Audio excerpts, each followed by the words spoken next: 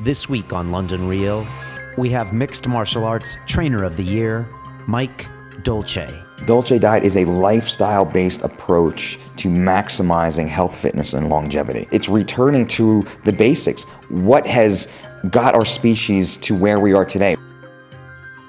If you don't know what it is, if you can't pronounce it, if it's some chemical term or name, get it out of there. There's no easy way, there's no easy path. I mean, life is about sacrifice and it's about reward.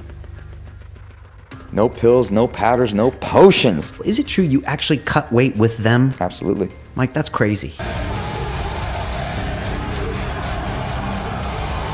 I'm not a fitness personality. I'm not a celebrity trainer. I'm not a TV dude. I'm not a spiky haired, look at my abs, fake tan kind of guy. We're teaching people how to be healthier, how to be better, how to change their body dramatically, but how to live these long, healthy existences. I still see myself as a white belt in the game. There's so much more for me to learn and continue to do. London Real presents Mike Dolce, Living Lean. I believe that I have the information, the experience to help every person on this planet in some way, shape, or form to achieve their goal.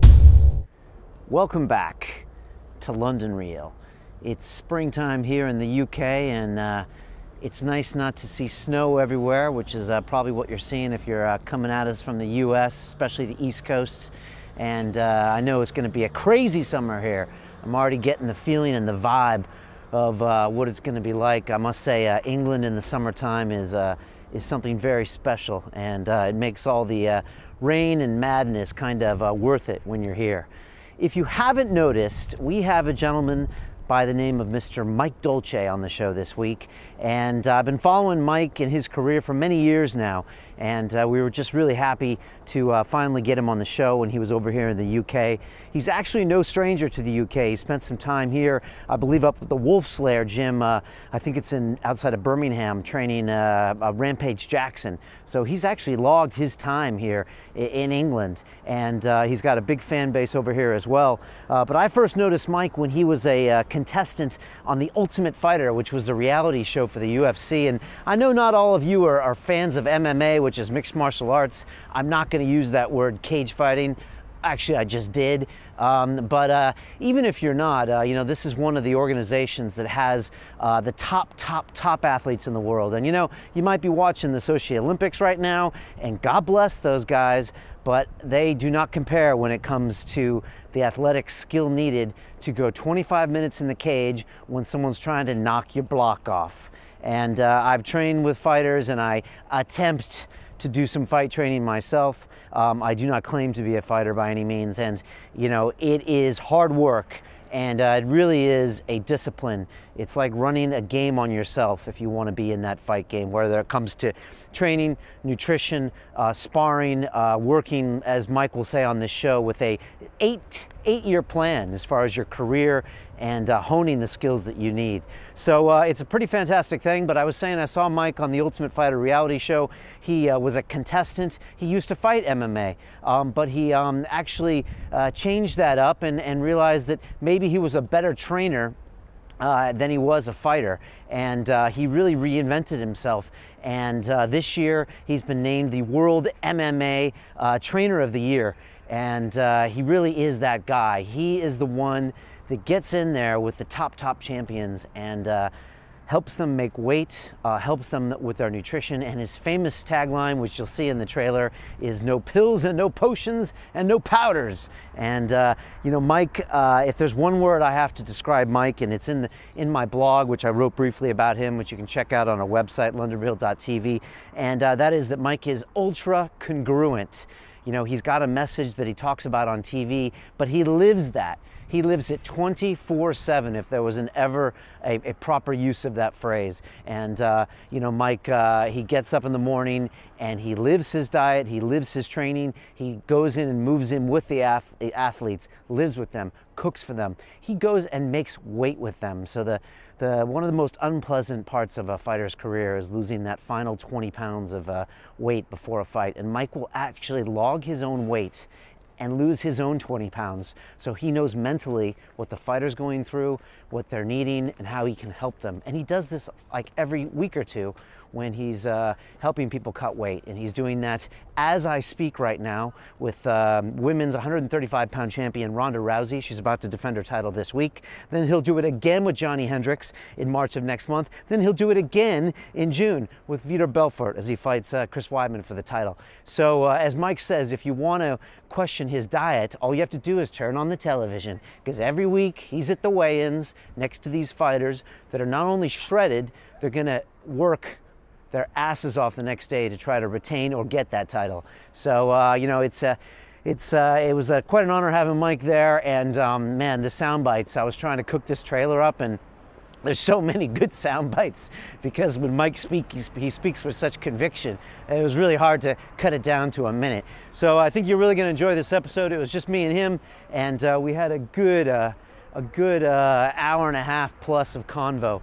So I think you'll really enjoy Mike. And you know, maybe it's time you step your game up a little bit. And Mike and I were talking about this, and maybe it's time you stopped asking questions about which kind of diet I should do, or what kind of training I should do, and just actually stop and evaluate your life, and just start making some changes. You know, maybe start training, maybe start eating better, that kind of thing. So I'll leave that to you.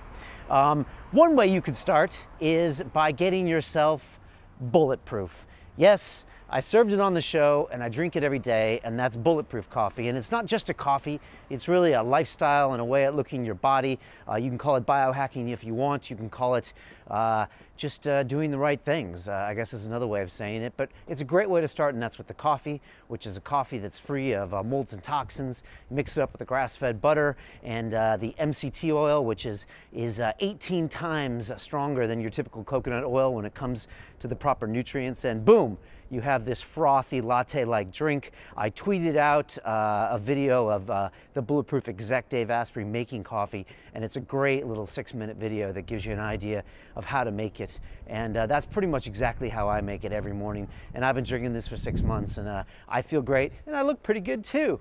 So I highly recommend you check that out. The sleep videos are coming very soon, and you need to hack your sleep. I got everybody in my house tracking their sleep every night on their iPhone. And now we compare the percentages. It's a little bit nuts. So those videos will be coming up soon. Just want to thank those guys, big supporters of the show. Love what they're doing, love their products, support those guys 100%. And yeah, I think you should too as well. And that's it. You know, it's been pretty crazy around here at London Real. We got Neil deGrasse Tyson in the house next week, the astrophysicist celebrity. And after that, I got comedian Mr. Tom Rhodes. And then we've got Edward Snowden attorney Jesselyn Reddick, who had some drama at the Heathrow Airport, and she talks all about that. I released a clip earlier this week, and she talks about how she was harassed a little bit and detained at the border because of her association with Snowden, Chelsea Manning, all that stuff. So, you know, we like to cover lots of topics here at London Real, which is good. Keeps it nice and fresh. So hope you guys are enjoying that. You know the usual. If you want to help out, I'm actually looking for someone with some Final Cut motion skills that can help us step our game up when it comes to titles and video production. You know, always looking to step the game up here on London Real. Maybe you could step your game up too. But send me an email. It's brian@londonreal.tv. You can always just share and retweet our tweets and tell a few friends about this show. That's like the best thing, word of mouth. So there you go. If you have any guest ideas, shoot me those as well. And now I give you the one and only Mr. Mike Dolce. Okay, here we go. This is London Real. I am Brian Rose. We are sponsored by the folks at Bulletproof Coffee today. If you haven't got the memo, this is coffee that's free of molds and toxins. You mix it up with, if you want, some grass-fed butter. Mike passes on the butter, or some coconut oil, right, or MCT oil. And you mix that up. I know Mike's a big fan of coffee and coconut oil. And if Mike drinks it, then you know it's got to be good. But you can mix that up. I use it as kind of a meal replacement sometimes if you need to. If you want an intermittent fast, you can do that. It's a great way to start the day. Also, it slows the caffeine going to my head a little bit with some fats in there. Exactly, I agree. And you probably know that. Yeah, I love it. You love it. So it's all good. Thanks to those guys. We're going to be doing some sleep hacking videos sponsored by those guys. I'm going to be going over just basic sleep hacking stuff, whether it comes to just darkening your room. I've been using a sleep monitor at night now on my iPhone, and I'm just going to be doing a bunch of little tips and videos and stuff. So those will be coming out soon. Very cool. Yeah, all sponsored by the Bulletproof guys. So thanks to those guys. On with the show. With me today is Mr. Mike Dolce of the Dolce Diet. He is a former mixed martial arts fighter and a member of the Ultimate Fighter reality show, who subsequently transformed himself into the training and diet coach of some of the best MMA athletes in the world. You were the author of such books as The Dolce Diet Living Lean, yes, The College Diet Guide, yes, The 3 Weeks to Shredded. Yes. What else am I missing? And the Living Lean Cookbook. Living Lean Cookbook. Okay. Yeah. All right. Very good stuff. You were just named the Trainer of the Year, yes, by the MMA Awards. Yes. Is that right? Yeah, World MMA Awards. World MMA Awards. You know, we all really thought you were going to get that. I don't think you talked to anybody since you got that. How did it feel? This is my first official interview. You know, it feels great. What I liked most about is that I was nominated, though the nominees were nominated by our peers, by professionals inside the industry, but you win the award by fan vote. So the fans actually vote for who they believe should be at the top of the game, and to have the fans actually follow my career and know me, you know, to the degree that they cast their vote for me, you know, that's a special thing. So it's an honor. It is one of the highlights of my career. That's big, man. Very big. Congratulations on that. Thanks, brother. I just want to round out your intro. Some of your UFC clients include Ronda Rousey, who is the current female 135-pound champion. Yes. Welterweight Johnny Hendricks, who is fighting for the belt in March. Yes. Middleweight Vitor Belfort, who is fighting for the belt in June, Yes. I think. In May. In May. Yes. Chael Sonnen, Rampage Jackson, BJ Penn. There are so many more. Yeah. Jesus, Mike. Thanks so much for being here. You are the real deal. Welcome to London Real. Thank you, brother. I'm a big fan of you and fan of the show, so I'm so happy to be here. Thank you. Cool, man. Thanks for saying that. You know, I'm curious, when you land in Heathrow Airport and you get to London, I know you're not a newbie when it comes to the UK. You've spent time here before. You've lived here before. Yeah, I spent about 13 months, 13 out of 30 months living here. That's a long time. It's a long time. Okay. What do you think of when you think of Britain, when you think I'm coming to London? What are some of the things that go through your head? It's going to be cold. It's going to be dark. It's going to be dreary. That's because you live in Vegas, though, right? It is, right? And it's, you know, 11 and a half months of sunshine in Vegas, for the most part. But you're from the East Coast, so you know what cold is. I'm from New Jersey, yeah. So, you know, East Coast New Jersey is very similar in a lot of ways to the UK, specifically in that, you know, the winter and early spring season. Very similar climate, similar culture, a lot of similar architecture even. Yeah. It's very New England. Yes. A lot of that similar stuff. Yep. And mentality as well. Absolutely. It's very similar, very blue-collar work ethic, you know, over, you know, on the East Coast of the U.S. So I think that's why I really enjoyed being over here in the UK, and I feel like a kinship with the natives here. Okay, the natives, I like that. And what about the people when it comes to training, that kind of thing? I mean, I'll be the first to admit that I wouldn't say Brits, you know, are typical of super trained, super well athletes. You know, nutrition is the highest aspect, but at the same time, you don't see kind of like the obesity epidemic that you see over here. I think a lot of it, there's the portion sizes are smaller here. They're like kind of more continental French. I don't see people overeating, but like a lot of times I'll be the only guy in the room that lifts weights, you know, sometimes. So yeah, it's an interesting culture here because a lot of the food choices, a lot of what's on the menu here, it's not very good. The typical British dishes aren't. Typical. What are you thinking? Fish and chips, or are you thinking fish and chips and the mushy peas, or you know the beans and the gravy and the white breads and the fried meats. It's like King Henry VIII food. It is. And I'm kind of blown away, but like you say, the portion sizes are rather small. So that's, you know, the European influence seems to affect the culture in a positive way here, where you guys aren't overdosing on the excessive calories, although the nutrient density of the calories here isn't quite optimal. Yeah, it's strange because some people say I think it has one of the most hugest variety of vegetables than like any other country because there's a lot of green lands here and grasslands. Yeah. Locally sourced meat is a big deal. Yep. If you actually look underneath the surface of London, we were talking earlier about you getting to spend some time in the city, but it's one of the most diverse cuisines in the world because, you know, your typical takeaway here is an Indian because it's a former colony. So your Mexican is our Indian. Yeah. So that you get fantastic Indian, you get Thai, you get Vietnamese, you get all these influences in London, but you have to look underneath the surface because if you go to the normal thing, you're going to get the chip shop and the kebab and the fish and chips and all these things, which you don't want to be eating, do you? No, and it's hard not to. I ordered a steak and a potato the other day, and it came out, you know, a good steak and a pile of French fries. And I was picturing, you know, I said, oh, you know, can you make sure that the potatoes are plain, or the potatoes plain? I said, oh, no problem. So it came out with it was a pile of, French fries. I was thinking it was going to be a baked potato or something. No, it was fries. Plain fries. Plain fries. Right. Which I was like, oh, I can't eat that. Yeah, well, we need your help, man. That's why you need to be coming here more often. That's why I'm here now. So you came over here to to introduce UFC Fit Yes. to the UK. For people that don't know, you've mentioned UFC Fit on your podcast. By the way, I'm a big fan of the podcast you and Brandy do. Thank you. I listen to it all the time. I'm trying to get my girlfriend to listen to it. Just a quick aside on that. There's something about your podcast. I think it's because you and Brandy are just such positive individuals, and you try to keep it positive, but you also keep it real. Yeah. So you're not afraid to call people out on your podcast and say, look, paleo guys, I'm not feeling that. Or look, CrossFit guys, I'm not feeling that, but you guys have a good vibe about you. So there's something, you don't mind people in your head 2 hours a week if they have a good vibe. I appreciate that. Thank you. And what we try and do is I'm just trying to, be honest and tell people and share my experiences, my education, my background. What have I seen and what works? So I think why we were able to hit our stride, with our content was because I'm just being honest. Hey guys, this is what works. I'm not trying to dance it up. I'm not trying to pretend I'm smarter than I am or I'm smarter than anybody who's listening.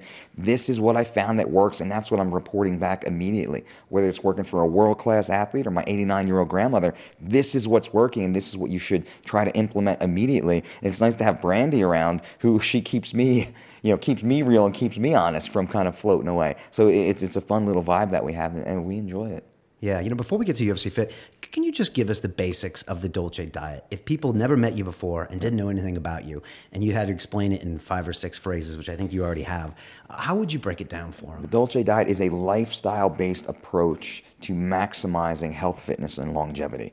A lot of people, they assume I'm a strictly sports performance guy because I'm associated with some of the world's greatest athletes. But I only work with about 8 to 10 of the world's greatest athletes a year. I have thousands of students and clients around the world, and that's my true passion. I'm a longevity advocate, much more than a sports performance guy. So it's a holistic, it's a all-natural approach to just maximizing our genes, our biology, and really it's returning to the basics. What has got our species to where we are today? We're here because of real water, because of real food, because of real sleep. That's why we're here, because of what nature has provided for us. So I'm trying to share, again, my experiences. I did the sports supplement thing. I did the high-end sports performance thing. That stuff, it doesn't work. It's all smoke and mirrors. It's a lot of marketing. A lot of companies out there, they're killing us by trying to pretend to make us healthier. You were 280 pounds, right? 282 pounds at my max. Okay. And big muscle, big everything. You probably used to eat tons of protein powder. Absolutely. Like we all did when we were younger. Absolutely. Joe Eater, man. 2 grams of protein per pound of body weight was the minimum. And it's almost impossible to eat that much, so you have to get it through supplemental form. And believe it or not, Joe was selling powders, and he was pushing those powders in all of his magazines, which he controlled for a long time. He controlled the media. I'm not bashing the guy. He was running his business. But it was not the way to do it. And a lot of other less honorable companies took that model and they really started to push that forward. And unfortunately, the consumer was duped into believing that was true. So they got so far from center of what actually works. And again, that's what got us here in the first place. That's real water, it's real food, and it's real rest, and it's intelligent exercise.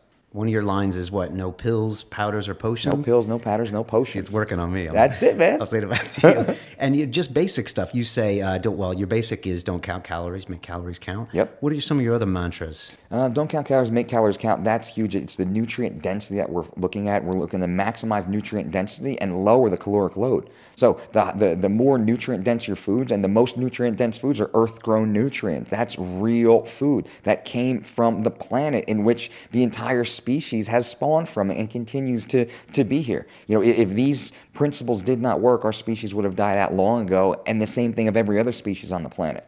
So I do say this, in my talking points, that where we went wrong was 50 or 100 years ago, where some dude in a fancy suit and some smart guy in a lab coat, they sat around a boardroom table and they said, you know what, we need to maximize profits. How can we do that? Well, let's take these foods that everybody's eating and let's genetically modify them. Let's find a way to make, providing these foods to the population cheaper. Let's control the food supply, control the food source. Let's start to market these people. Let's let them believe that they need actually more of these things than they truly do, so they'll start to buy it from us. Let's put a sexy girl or a handsome guy on the cover and dupe them into believing that this is what they're actually taking in order to look the way that they do. But we know that it's not true. So I'm trying to debunk those myths and get people, again, back to center. What got us here in the first place?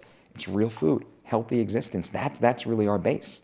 And I mean, obviously, in the bodybuilding industry and the health industry, you know, we're taught so young to, like you said, get those protein powders and get that grams for this and grams for that. And you reject a lot of that. You're just like, look, this has got to be real food coming out of the earth. I was eating rice cakes the other day because I thought I was doing it right. And then I heard on your podcast, you're like, I don't like processing. You don't like any of that stuff. I don't like it. I have, you know, general disdain for it. You know, there's certain times or certain foods that are processed. People say, well, Dolce, the oat brand that you talk about is processed.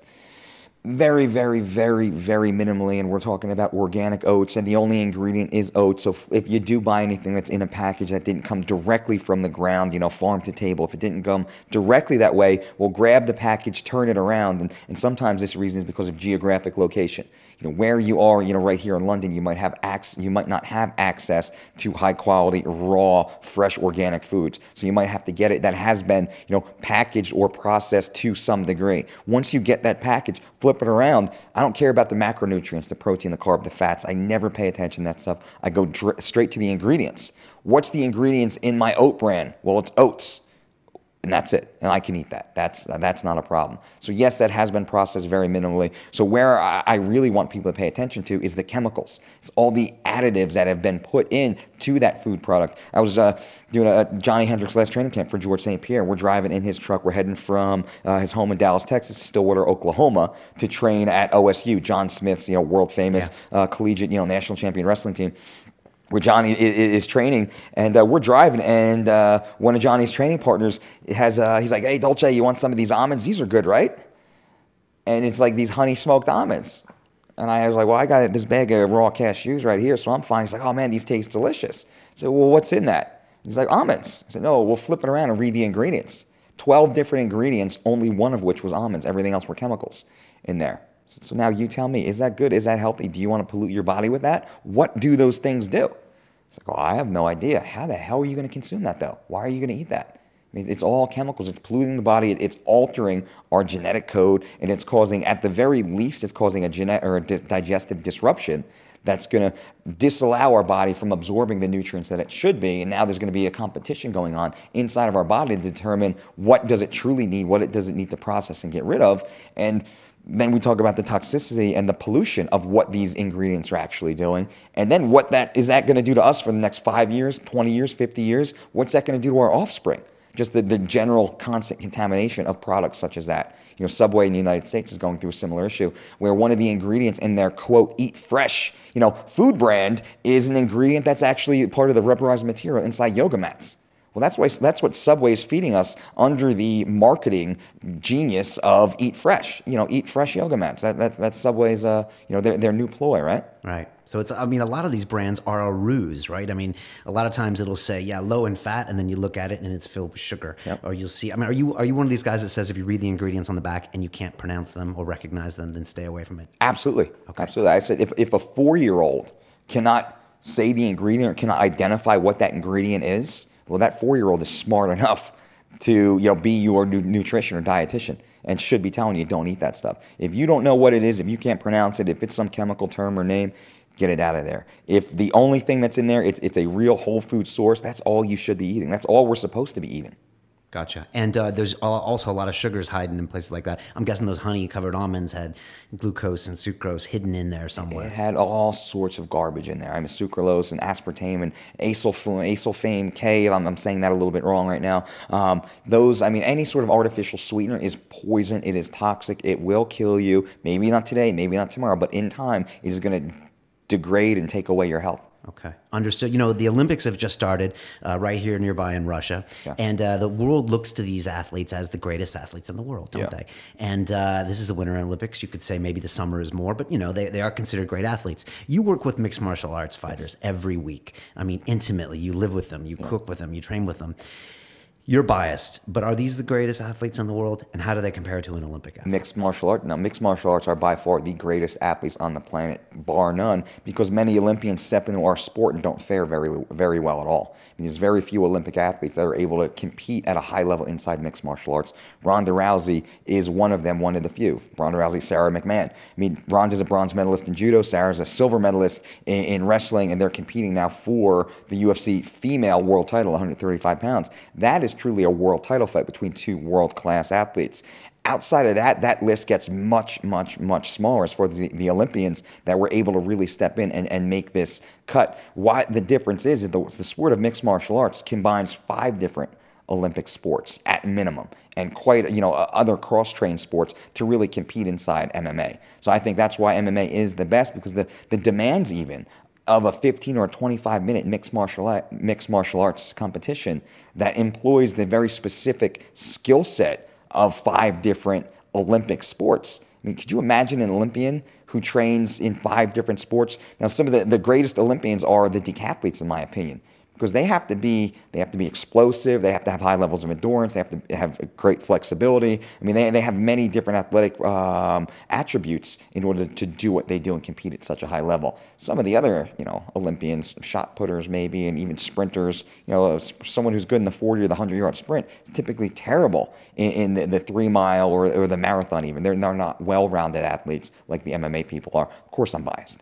Yeah, you are a bit biased, but one of the things, it's funny because the UFC, they took all these different martial arts styles, which we all had a dojo when we were young, and our head of our dojo was obviously the baddest guy on the planet. Yep. And, the UFC forced everyone to get in there and to see what really happens. And in a weird way, with the Dolce diet, you almost put yourself on the line every week when you give the nutrition to these people that go into the cage, because obviously if what you're doing doesn't work, they don't win. First of all, they don't even cut weight very well. Yeah. And then the nutrition doesn't work. So I mean, like, part of the huge thing about your brand is that, I think you say every Friday night you can see the Dolce diet at the weigh-ins, right? That's right. And then performing the next night. That's it. I mean, a lot of people, and for a while, a lot of PhDs were taking shots at me. People with master's degrees in nutrition and whatnot were taking shots at me. A lot of people with all sorts of titles behind their name, letters behind their name, that in their mind prove that they were a specialist or prove that they were an expert, were taking shots at me, saying, "Well, I don't know what I'm doing, and I'm not qualified to be doing what I'm doing." And I would, not fire back, but I would say very quietly, well, how many world-class athletes are hiring you? And then continue to hire you and keep you in their stable and now won't compete without you. How many, how often are your principles being put to the test? People, well, you don't have any, articles in peer-reviewed journals. Turn on your TV. You can see my athletes compete in front of millions of people every Saturday night in main events, pay-per-view main events. You can see them step on the scale, and they say, "This is the best I've ever felt in my career." Johnny Hendricks has said that. He said that for the first time. This is right after the John Fitch fight. He said, for the first time, the real Johnny Hendricks actually showed up. I felt absolutely amazing. And each fight since then, he's looked better and better and better. Ronda Rousey, after this fight, said, I dramatically changed her career, changed her life. When she fought Misha, it was the first time she had ever been 3 full rounds. And she was in amazing shape. Smash Misha. Misha was in amazing shape. She's one of the best conditioned female athletes on the planet. You look at Vitor Belfort, what he's been doing since we started working together. Everything's changed dramatically about him, about his lifestyle, about his body. That list certainly goes on, constantly proving that these principles, which I don't even believe are mine, again, because I'm just taking people back to center, back to the basics. Real food, proper hydration, proper rest, intelligent exercise, a periodized lifestyle program, a holistic approach to performance. A longevity-based lifestyle is what works for immediate short-term sports performance. And a lot of these athletes, they have to cut weight. If people aren't familiar with MMA, they have to make a certain weight. A lot of times they're fighting the next day 15, 20 pounds heavier. And traditionally, there's been some really poor ways of people cutting weight. You talk about people starving themselves before the biggest athletic competition of their life and their careers. Some scary ways to cut weight, some people putting IV bags on to rehydrate. You've pretty much debunked a lot of these ways that used to be very old school when it comes to techniques. Why does your stuff work, and how come no one saw that before? You know, this is a great question that I don't know why the whole world isn't doing what I've been doing for decades now. The weight cutting at the world-class level has not evolved or changed in over 100 years. I remember I've read stories about boxers and wrestlers and catch wrestlers that would compete 100 years ago. And what they would do is they would put on heavy cotton, burlap clothes, and they would go in the barn, which was, in the middle of summer, steaming hot, and they would work out. They would work the weight off. They would get a hunk of steak and they would chew on raw steak. They would suck up the juices and spit the steak out. They would stop drinking water days and a week before competition in order to weigh in and make weight. They would be dragged to the scale. I mean, this is modern era. They would be dragged to the scale, put on the scale, and then flushed full of foods and fluids to try and get their strength and energy back. And when you wrestled in high school, I'm sure you did the same. That's how I was brought up. I did that too once, yeah. It was trash bags, running with trash bags on. That's exactly it. Terrible. I mean, riding, I remember, being in, hefty trash bags with all sorts of clothes, on, and like I was going out into an Arctic blizzard, then put inside a sauna to ride an exercise bike for, 30, 45 minutes, an hour, dragged out. You're not allowed to take the damn suit off because, you're not going to lose weight as fast. And then you're not allowed to take a shower because your body's going to absorb the water. So, these coaches would say, and these are, high-level coaches, world-class athletes. I still see this today inside the UFC. You see it at the Olympic level.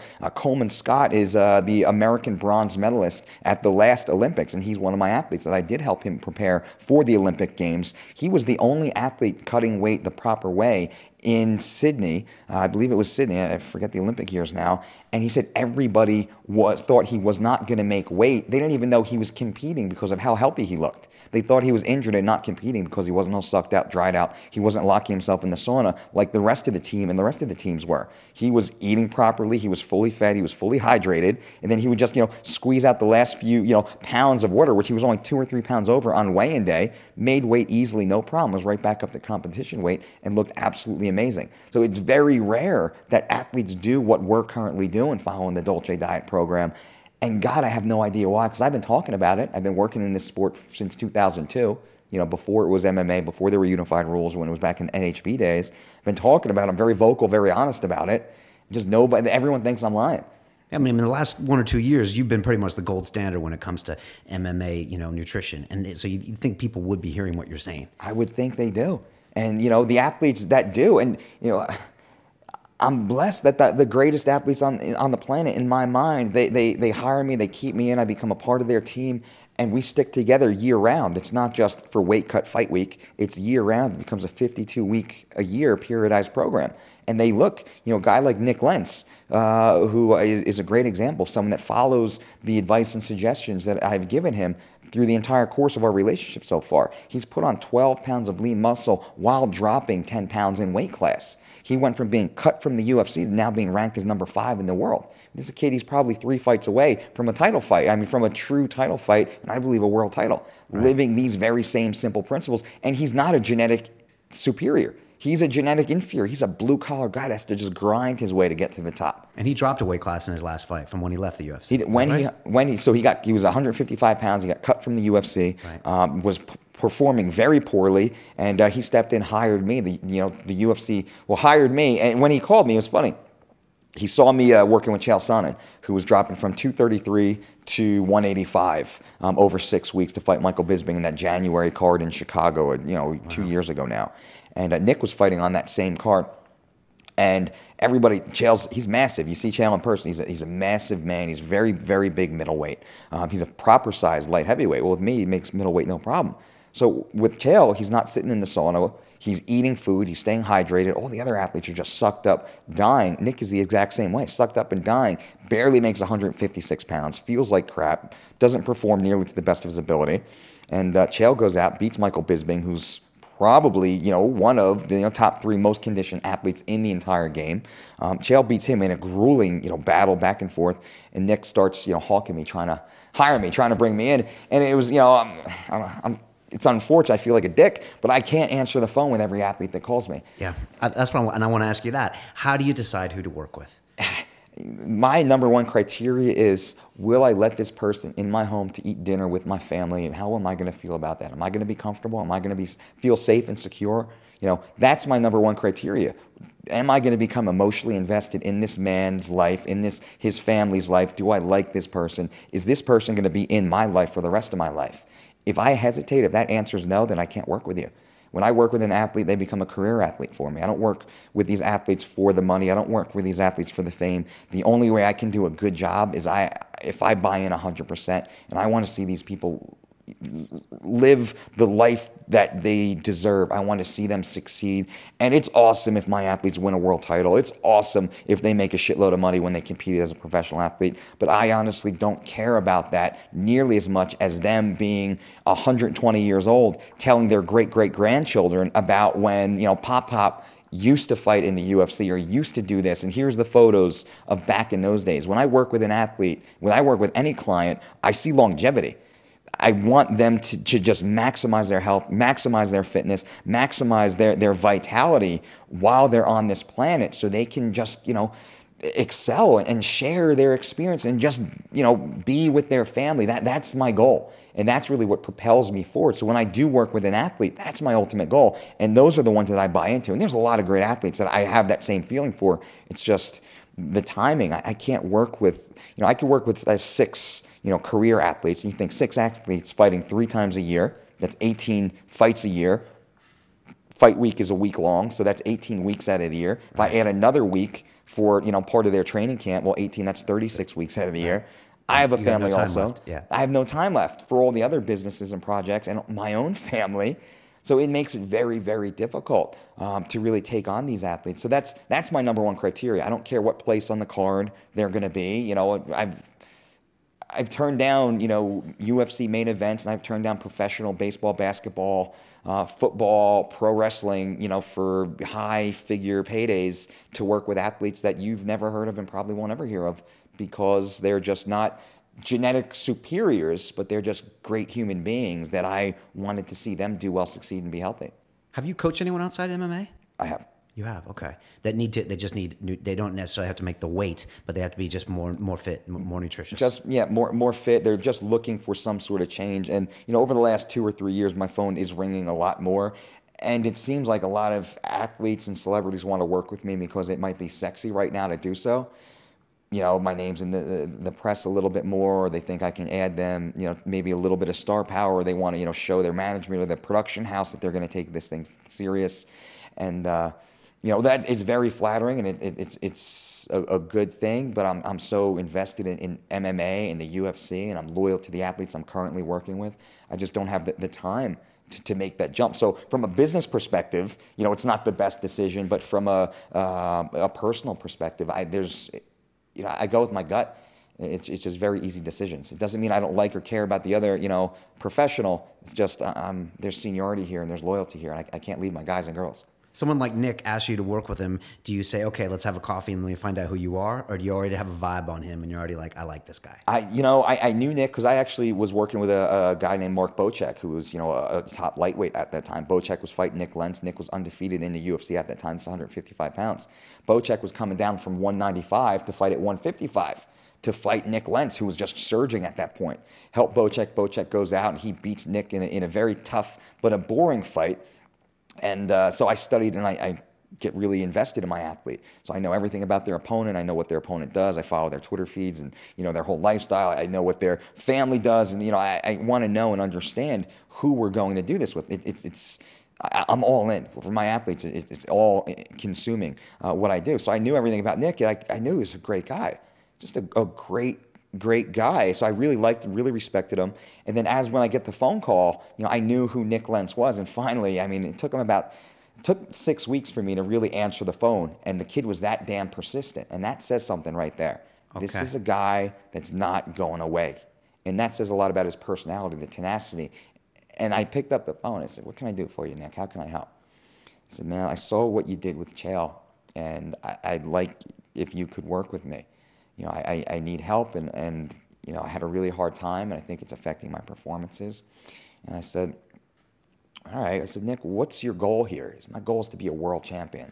I said, well, what about money? How about, you're looking at, he's like, I don't care about money. I want to be a world champion. I believe I can be a world champion. That's what I want to be. So, all right, well, that right there, off the record, you know, I didn't say this to him. I said, that's the right answer. I don't care about athletes that are just looking to monetize or be famous and, you know, bang the hot chicks. That doesn't do it for me. Be a world champion. So, all right, what do you weigh right now? So I weigh 173 pounds. So when was the last time you trained? I haven't trained since my last fight. I had some injuries. I've got real depressed. I've been eating like garbage. So you're a 155 pounder. You weigh 173 6 weeks after your fight. You haven't trained. You've been eating garbage. He's like, yeah, man. So what do you normally walk around? He's like, I don't know, like 165, 168. I said, Nick, I said, you're a 145 pounder. It's like, there's no way. He said, I could barely make 55. So Mark Bocek came down from 195 to fight you. Evan Dunham came down from 198 to fight you. Gray Maynard comes down from 198, 192. He's shorter than you. I mean, that's the lightweights in the UFC are massive. They're cutting 30, 40 pounds. I said, Nick, you're a 145 pounder. Said, you think so? I said, Nick, I know so. I said, listen, I'll work with you, but only at 145 pounds. And 145 pounds, you beat Jose Aldo. I believe you will be a world champion at 145. So if you're willing to trust me to go down to 145, I'm willing to trust you to make this commitment and move forward. So I'll do it. So right from that conversation right there, he had the belief in me, I had the belief in him, and we started moving forward. Now, I don't know this until 2 fights later. He drops to 145. He beats Hatsu Hayoki in December up at altitude. He smashes this guy, really tough guy, a Japanese guy, smashes him in his first fight at 145. Dana White tweets like, holy, you know, F's, you know, Nick Lentz looks absolutely amazing. We move forward, we fly to Brazil, and we fight Diego Nunes, who's ranked number 7 in the world, in his backyard in Brazil. Nick smashes him just out of nowhere. This kid that was cut from the UFC, can barely make weight at 155, drops down to 45, and now is beating top 10 ranked guys. It's hard to beat Brazilians in Brazil as well. It's impossible. It's almost impossible. If you look at the record, it's like less than 20% of foreigners that go to Brazil actually win. So what happens? The UFC sends him back again to Brazil in his very next fight to fight Hakran Diaz from Nova União, who's 21-1. That's his record. Trains with Jose Aldo and Renan Barão. He hasn't lost a fight in 6 years. Nick goes over and fights and beats him in his backyard. The only foreigner to ever win 2 fights back-to-back inside Brazil. Now, I find out in this fight card, you know, and during this fight week, I'm talking to Roger Kroll, Nick's striking coach from American Top Team, that we're talking about, you know, how Nick and I, you know, got together and started working and this, that. Nick shares a story of the phone call that I just shared with you. And he said, yeah, I was walking in the mall with my wife. He's like, and I hung up the phone and I almost had a panic attack. He's like, because I knew how hard it was for me to make 155. I didn't think I'd be able to make 145. I thought I'd die in order to try and make 45. But I trusted you, I trusted Mike enough to believe in him to make this change. And I started laughing. I was like, man, you sold me. You sounded like a confident little motherfucker on the phone. Like you were a world beater on the phone. And that's who he truly is. So no matter the fear that he had inside his heart, he's that guy, the tenacious guy that called me every day, texted me every day for 6 weeks to finally get me on the phone. Well, that's why he was able to go out there and beat these guys, to do what he did in Brazil. And now he's, you know, then he took a short notice, so he's 3-0, you know, at welterweight inside, or at featherweight inside the UFC, takes a short notice fight against Chad Mendes, who's ranked number 1 in the world, goes out there and loses a close decision against Chad Mendes, wins the 3rd round versus Chad Mendes in a 5-round fight. Dana White had even said, in a 5-round fight, I put my money on Nick Lentz to win that fight. It shows you that Nick Lentz is truly a top 5, a world contender in that weight class. And I think he's just a little too young, little too soon to be fighting at the top of the card that early in his career. I didn't want him to get a world title shot for another 3 fights. And he was on that trajectory, on that path, but Chad's partner or training or opponent got pulled from the card. Nick was supposed to fight Dennis Bermudez, who's a good, tough guy, but not, you know, he's a, you know, top 15 guy, top 10 knocking on the door, not a top 5 guy. Nick, right, so it's a process with Nick, and then you're going to be there for that long term. Be there with him until he gets that world title. He's a career guy. I'm with these athletes until they retire. And you, let's be clear, you go all in when you train with these people. Is it true you actually cut weight with them? Absolutely. Mike, that's crazy. Yeah. So if Johnny Hendricks has, say, 15 or 17 pounds to cut to make weight on Friday night, you weigh yourself on Tuesday or Wednesday? When Johnny fought George St. Pierre, I was 196 on Tuesday, and I was 176 on Friday. And the only reason I didn't touch down at 170 like Johnny is because I had to keep my wits about me and make sure I was strong enough to get him through the weight cut. You know, Johnny was 194, so he was 2 pounds lighter than me. We stepped on the scale on that Tuesday, 194 down to 170 for the championship weight. Everything my athlete eats, I eat. Everything that, anytime they train, I train. Anytime they sweat, I sweat. I do everything my athlete does to be with them, to not leave them, to share the pain and the sacrifice with them so they're not alone. And if that sacrifice that I make helps them 0.5%, a minuscule percentage of their ability to just perform in the UFC, that's what it takes to win. I mean, because cutting weight is a lonely business, right? It's lonely, man, and I've done it. And good or not, I've run these tests on myself of cutting weight. I cut from I was living at Dwayne Ludwig's house back when I was fighting. I was fighting for a title, the ISKA title. I forget the name at this point, welterweight title in Colorado, living at Dwayne's house, and he had family obligations that were scheduled months in advance on weigh-in day. And I get to in town. I was 199 pounds. I'm not a small dude. 199 pounds. I was, about 6% body fat at that point. I was in great shape. Dwayne had to go away, so I wound up cutting. I think I forget how many pounds it was specifically, but I did the weight cut on my own. I lost the 29 pounds that week. Dwayne was there for 5 of the 6 days. And I did that last weight cut on my own. It's very, very lonely, to the point that I was, half hallucinating at the end, but I know the process, just because I was able to bring myself, to that fine line of healthy and unhealthy. I don't want to, say death, but bring myself down to that very fine line, because I've experienced it. I've been there. I know how it feels, and I don't want my athlete to feel that. I don't want them to be alone. And it drives me nuts. And I've spoken about this before, that lots of other teams, lots of other coaches will tell the athlete what to do. It's not being a pussy, a man up, and you can't eat that. And they'll go out, they'll order pizzas. They'll have pizzas and barbecue, barbecue wings and burgers. Order room service to the room when the athlete's laying in bed fight week, just suffering, sucking up, dying. Not my athletes, right, but other teams, other athletes. And you got this big fat coach or these training partners that are, ha, wish you could have some of this. Right, in Vegas, probably partying a little bit, all that. Absolutely. Just sends really bad vibes. It's terrible vibes, and that will take away from the athlete's performance, even if it's a fraction of a percent. It will take away from the athlete's performance, and that's what wins and loses these fights at a world-class level. A few percentage points, right? It's tiny. Any advantage we will not give up. So that's why I do this with these athletes, and it makes me a better coach, I believe, and it helps me to continually understand and refine the process. And also, I know emotionally how the athlete feels, so I can better help suggest what we should be eating in that moment, because I feel the way they feel. I know when my blood sugar is dropping, when theirs is dropping. When they wake up, usually I wake up before them and I go to bed after them. I try and make it harder on myself because I don't have the additional pressure of the Saturday night performance. Now, there's a lot of pressure on me getting the athlete to the scale on Friday. That is my competition day. So all the pressure falls on my back, and I take the pressure from the athlete. They don't worry about things. I worry about the weight. I worry about everything. You don't worry about anything. The only thing I want you to focus on is performance and loving your family, the people around you. Be in a good mood. I want them to be, insulated in this positive bubble, as I like to say, and I do my best to make sure that they have that. What do you say to Johnny when he comes back and gets the decision loss to St. Pierre? What do you say to him after that? That's a big hug, man. I am proud of you. Could you have done any better? He said, no. I said, I agree. High five, man. You did fucking awesome. You didn't get the extra 0 on the back of your paycheck tonight. But when we left that cage, when we left the venue, it was funny. I'm standing right outside the octagon door when the fight announcement is happening. And I look in the cage and I see George St. Pierre and I see Firas. And then George kind of looks up at me and then he looks down and he looks away. And I see Firas and he kind of sees me and gives kind of a half smile and a little bit of a nod and he looks away. That's not the look of guys that won the fight. Now, I've been in that position where I know when my guys won, I know when my guy has lost. We all know.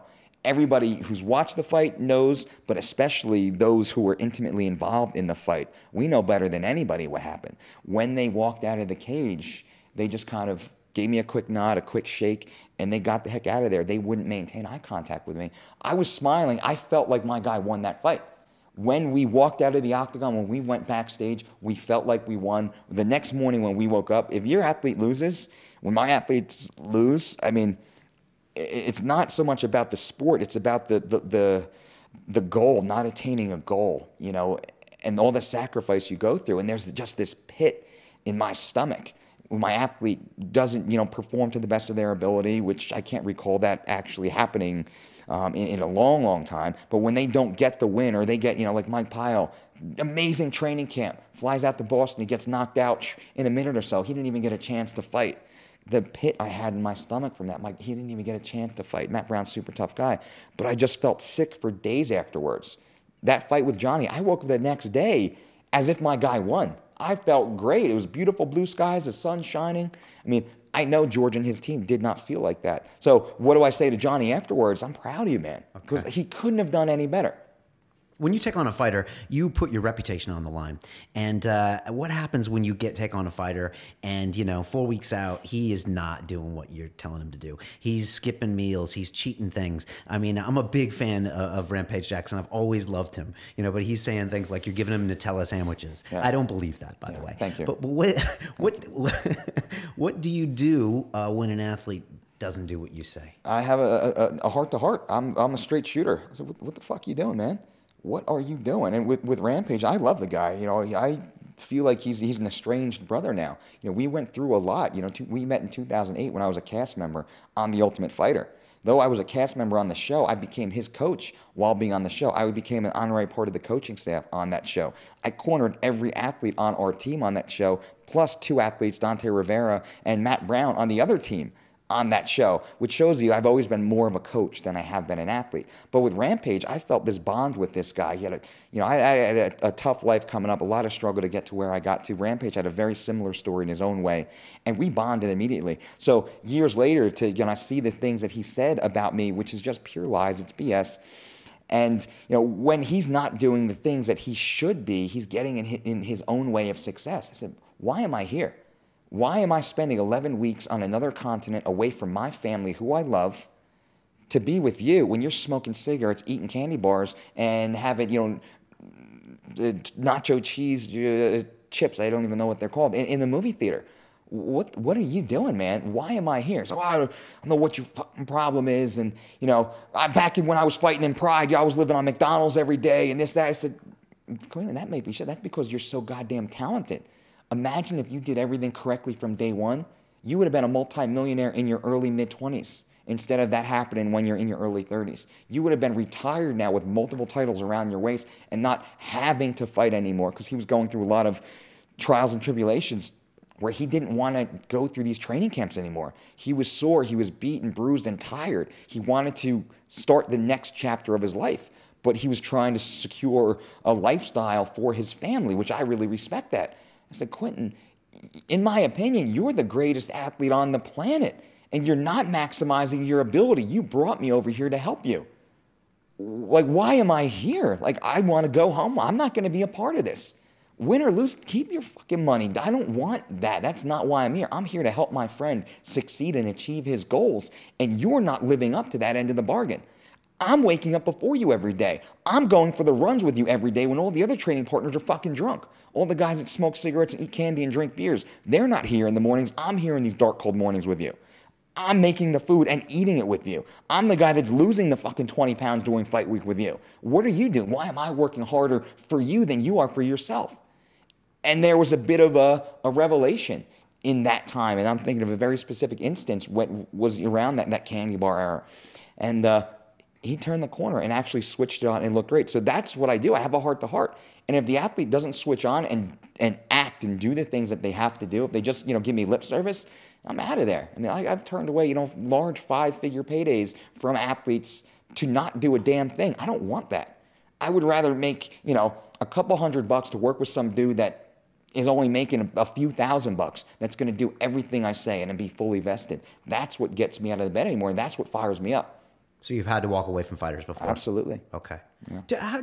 Is there a fixed percentage they pay you of the purse? Is that all negotiable? I never know how that works. Everything is negotiable, but I pretty much have a fixed rate that is a percentage of their purse. And usually it's an upfront retainer to make sure that they and their team are serious, because I don't have enough time to waste anymore. I'm not going to, play these phone games and, send me a diet and all that stuff. Or what do you think? I should just fly out here. They'll give me a retainer to make sure you're serious. And then, I want to say I'm the worst businessman with the best business in the game, because I don't care about that stuff. I'm blessed. My company does very well. I've never had a problem working hard.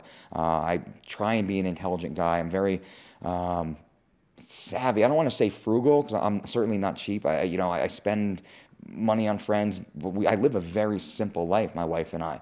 We don't spend money on excess. Food is real. That's our major expense. We like to go out to eat when we do, but we're not flashy. I've worn these jeans 2 years, 3 years now. This same pair, I have 2 pair of jeans. I mean, that I love. These are nice diesel. I mean, I got these as gifts. I have no reason to buy something new.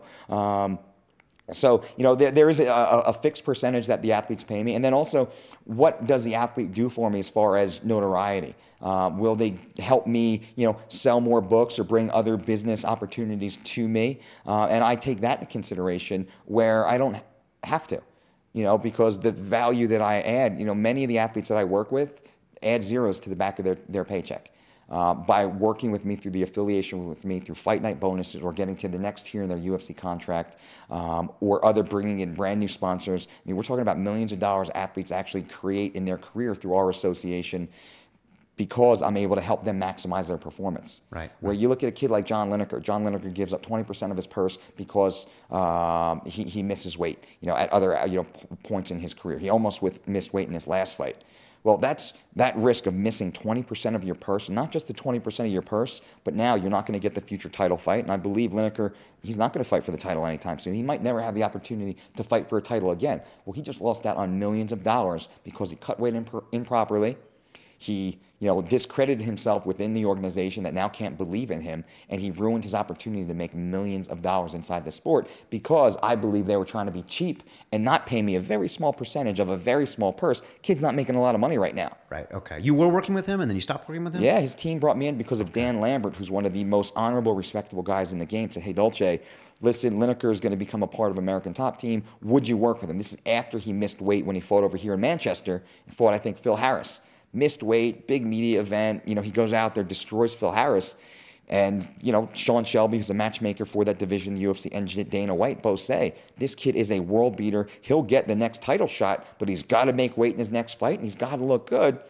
And we think he should hire Dolce to do so because I have the track record of turning problem children, problem athletes, into major successes. Well, what did Lineker do? So I stepped in, I set him up on a lifestyle, which wasn't a weight cutting meal plan. I dramatically increased his calories, increased his food, increased his nutrient density and variety. He winds up losing 11 pounds in 2 weeks or so, but let's even say a month. So from his normal walk around weight, he drops 11 pounds within 2 weeks' time. Feels absolutely amazing. We move forward to now it's time to, pay me and let's get ready for training camp. Yeah, we're not going to use you, Dolce. We're going to use this local doctor that they're probably getting for free and, however that deal goes. It's like, well, enjoy, have fun. And what happens? He goes forward and he looks terrible on the scale. He's, totally beat up, sucked down, anxiety through the roof. He's not in a prime performance state, worried about his weight, no doubt the entire training camp, and he underperforms against a tough guy in Ali Bogatinov, but I don't believe a world champion candidate, where Lineker was a world champion candidate. Now that's taken away from him forever. Right, gotcha. It's not just the nutrition. It's just not the training. It's the whole mentality when they get there, isn't it? It's everything, yeah. Yeah. What was I going to ask you about? When a fighter, you don't exactly have a hard time getting business, do you? I mean, Ronda Rousey said she tweeted you, and all of a sudden, you were working with her. Is it certain fighters where you're just I'm going to work with those people? Had you ever thought in your mind you were going to work with Ronda?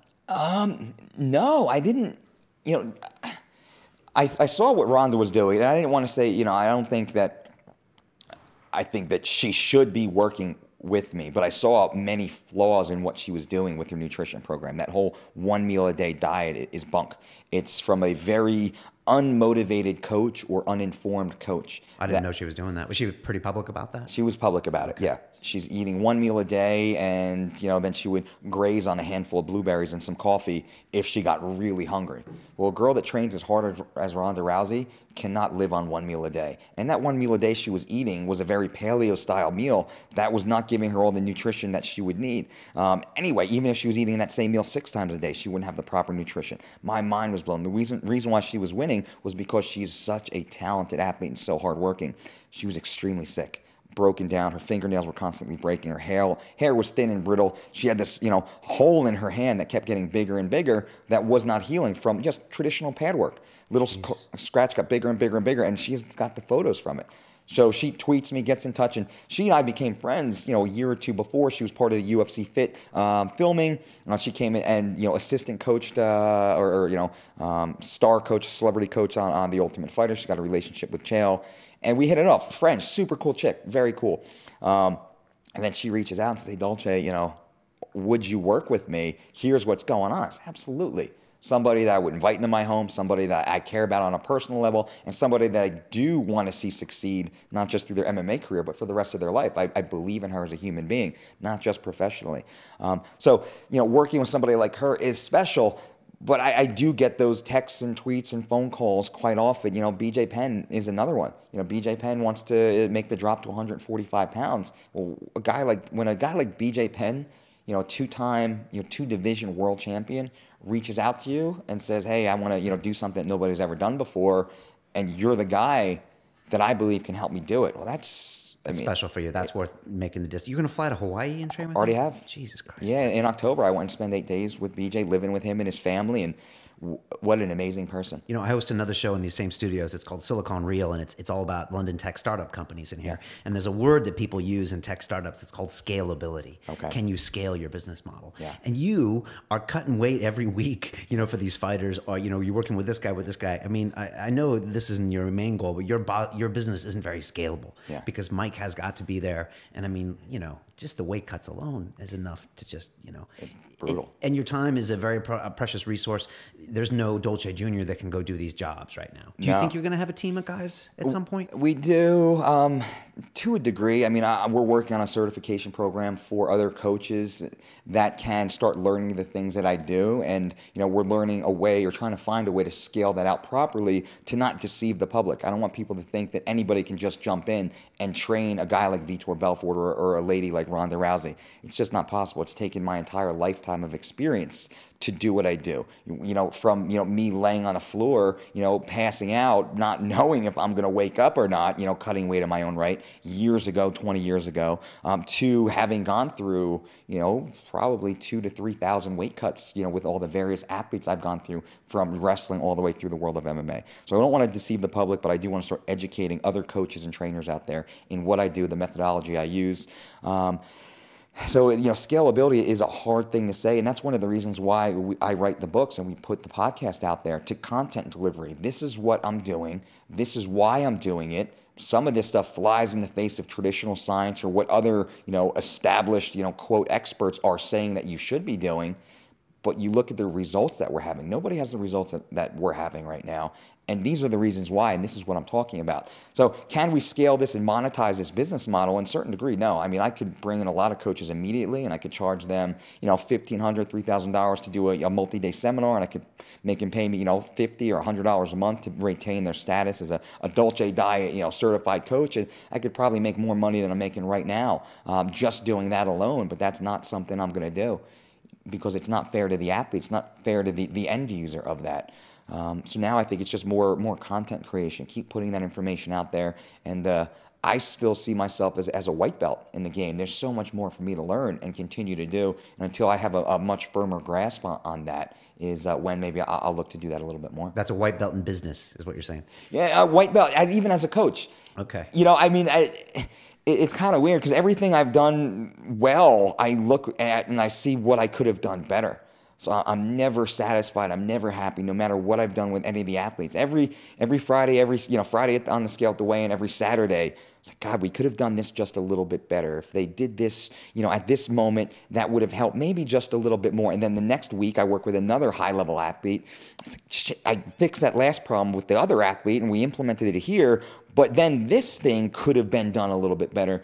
And I keep waiting for the week that I'm fully satisfied, and that certainly hasn't happened yet. So I think that probably helps propel me forward. It also keeps me very, ADD, OCD, I think, which suits my personality rather well and kind of keeps me juiced in and moving forward. Well, that's a sign of the best. I've had a lot of the best at what they do sitting in that chair, and that is the sign. A lot of times it's people that compete with themselves, and they don't compete with other people, so they're constantly trying to get better. And, you have the perfect laboratory. You're putting these elite athletes on the line, every couple of weeks, for you. Let's talk UFC very quickly. You've got the UFC, you've got Dana White, the Fertitta brothers. These guys drop the phrase global domination on a regular basis. basis. These guys are very motivated. They want to be the best. They want to build the best business. And when it comes to a product like UFC Fit, they obviously think a lot of you, to have you being the face of that product, you know? And I was just wondering, what is it like to work with guys like that? And did it take some time before they were willing to, you know, basically have you represent their brand? I mean, being around guys like Dana White, Lorenzo Fertitta, Frank Fertitta, and the executive branch inside the UFC is amazing. It's like being in Harvard Business School.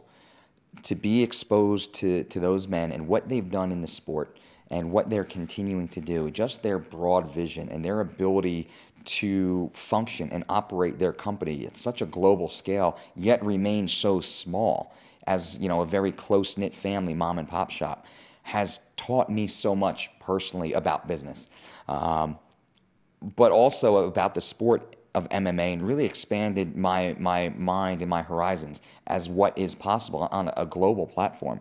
And then through UFC Fit, being tapped as the guy to head of UFC Fit, to create UFC Fit, to be the face of UFC Fit, the ambassador for UFC Fit from guys like Lorenzo and Dana. I don't know if there's a bigger honor I could have ever received in my career. And I think that might be the crowning achievement of my career, maybe forever. I might not really personally feel more accomplished than getting that phone call and you know, them saying, you're the guy, you're the only guy we trust. And I said, well, you know, the conversation, you know, goes a little bit longer, but I said, listen, I build the nutrition program. It's already built in my head. The strength and conditioning, the periodization program, the 12-week training system, done. I can do that right now. It's what I've done my entire life. Being the guy, the on-camera coach, I said, that's not me. I'm a behind-the-scenes guy. I'm a credible coach. This is my dream, and this is who I want to be. I'm not a fitness personality. I'm not a celebrity trainer. I'm not a TV dude. I'm not a spiky-haired, look at my abs, you know, fake tan kind of guy. I said, I can't do that, guys. I don't think I'm right for this. And they said, wrong, Dolce, that you're exactly right for this because of that. You are the real deal. We've seen you doing this for the last decade on our scale, on our stage, you know, with our athletes, our most vital commodity. We've seen you bring to the scale and put on career-defining performances. You're the only guy that can do this. And if this didn't come directly from them, it came from one of the executives. They said, listen, if you don't do this, if you don't sign on the line, they're pulling the plug on this entire project. It's either going to be you or it's not happening at all. There was a multi-million-dollar investment into this project at this point. And to hear that all of this was riding on me signing on the line means that they had so much belief in me and faith in me, which I think really propelled me to do even more, to you know, take this so seriously and put all my might and passion into it. And Don Gold, the executive vice president of entertainment for the UFC, he was my main contact with UFC, and he was the visionary behind what UFC Fit could be. And when we had this conversation, he said, man, it's you or it's nobody. You know, they know every powerful statement. Man, I was blown away. This is a huge brand, you know. It's the biggest brand in the world. I mean, it's just massive, especially in my world. There's nothing. I don't follow baseball or football or any other sport anymore. I don't know who the famous celebrity is or what shows on TV. All I know is UFC. I live and breathe UFC and MMA. So when I heard this, I mean, I look up to, you know, at this point, Dana and Lorenzo. I mean, they're, you know, my idols. They're my benefactors. They're the men that created the industry in which I'm able to provide for my family. So, I mean, I'm utterly thankful just even in getting the phone call that I was even considered to be the guy. But to find out that I was the only guy on their list to go ahead and do this, man, it was mind-blowing. So that's, you know, what I took the creation of UFC Fit so seriously, and I continue to do so, that when I sat down with them, and I didn't even realize it, but Don tells this story that I didn't ask, the topic of money and contract didn't even come up for months after I'd already handed in most of my intellectual property, my IP. I'd already created everything for them and already handed in. They already took it and owned it. I didn't ask for a single dime. And again, you know, talk about my business acumen, because I don't care about that. what I knew is I had the trust and faith of these guys, these high-level professionals, to do something, to build this for them, but not just for them, but for the community, for the world. And part of the initial conversation was, guys, I don't want to be P90X. I don't want to be Insanity. I don't want to be one of these fake fitness programs. If we're going to do this, it has to be real and it has to be in my voice. I'm not going to sell out, and I'm not going to do this made-for-TV, watered-down program. If we're going to do this, just like in my books and all the other things that I do, I'm doing this to help people. Of course, I'm doing it out of respect for the UFC and the company, but we have to help people. That's the only way I'm in this. And they said that is exactly why, again, it's you and what we want to do. They want to change the game. They want to change the world. They want to change the sport. And that's what we're able to do with UFC Fit. And man, I'm super excited. Now it's just starting to grow. The release is just happening right now. It's just starting to begin. On your podcast, you said to Brandy, she brought up CrossFit and UFC Fit, and you said something like CrossFit is for your blue belt, I think you said, and UFC Fit is for your black belt. Exactly. And I was like, oh shit, Mike didn't just say that. I did say that. And CrossFit is it. I don't want to bash CrossFit because I like a lot of things about CrossFit. I like the community aspect of CrossFit. I like the fact that they're trying to get people more healthy and more fit. What I don't like is the BS daily WODs, workout of the day, and the fact that myself, my wife, and my mother can walk into a CrossFit box gym and be doing the same exact workout on the same exact day. That's BS. It's bunk. There's a lot of, sexy, fad, flashy inside those brands, and maybe that's the way the company has to be built in order to monetize and make money and keep cash flow rolling in and stay relevant. Maybe that's what they have to do, but that's not the right way to do it. There is not a scientific structure behind that program, unfortunately. There's good intent, I believe, but the follow-through certainly now is extremely watered down and pales in comparison to what we're trying to do with UFC Fit. With UFC Fit, it is a 12-week periodization program. It's a complete lifestyle. It's the UFC Fit lifestyle. We're teaching people how to be healthier, how to be better, how to change their body dramatically, but how to live these long, healthy existences. And also, we're coaching them how to do it on their own. So they don't have to lean on me. They don't have to buy our products. They don't have to keep showing up, to our gyms and pay us more and more and more money. It's a product to teach people how to do this on their own so they can continue on. And if they do circle their way back to us eventually in their life for another, maybe a motivational bump or another new tip or trick, well, that's fine. But, CrossFit, and again, I said Insanity and P90X, I kind of, I'm tongue-in-cheek, take little, swipes at them just so people understand that in this industry, I'm the black belt. And I didn't realize that Vitor Belfort's the one that said that. He said, you are the black belt. I've gone through nutritionists, very high-level nutritionists, names that you would recognize. And he said, man, they don't even come close to you. He's like, you are the black belt. And he treats me like I'm the black belt and like he's a white belt. And he tells that to anybody that'll listen to him. That's coming from Vitor Belfort. Powerful. Yeah. Powerful. Yeah. I met Vitor, actually, I was in Rio de Janeiro in 2004, 2005. And I was the Brazilian top team. And he made a brief appearance back through the top team in that year because he was with them earlier. Yeah. And I remember I was hanging out on the mat and training with Bustamante, and Big Nog was there, Little Nog was there. Actually, Anderson Silva was actually rolling with him. I remember I walked in and I was like, it was Ricardo Arona back in the Pride days, the big two Nogs, Bustamante, and then Anderson Silva were all there on the mat. And I was just like, Jesus fucking Christ. Anyways, I remember Vitor because I was sitting on the mat, just nobody, and he walked over to me and he would just introduce himself. He's like, hey, how are you? I'm Vitor. And I was like, hey, what's up, man? And you really didn't have to do that. And he was just like the nicest dude. The nicest dude. And then he cruised on. But that's a big statement for him to say that about you and the UFC Fit. How do you consume UFC Fit? How do you get it? Is it an online thing? How is that? So the UFC Fit is created. It's a in-home product. So it's a DVD series. Okay. There's 12 discs. It's a 12-week training program. There's the UFC Fit lifestyle manual that has Dolce diet principles, very much the same principles I've used with all my athletes that is the Dolce diet, but it is the UFC Fit program. So inside that program, I teach you everything you need to know. It's a crash course on nutrition. It was funny because the first editor that they brought in, because I wrote every word. Brandy was my in-house editor.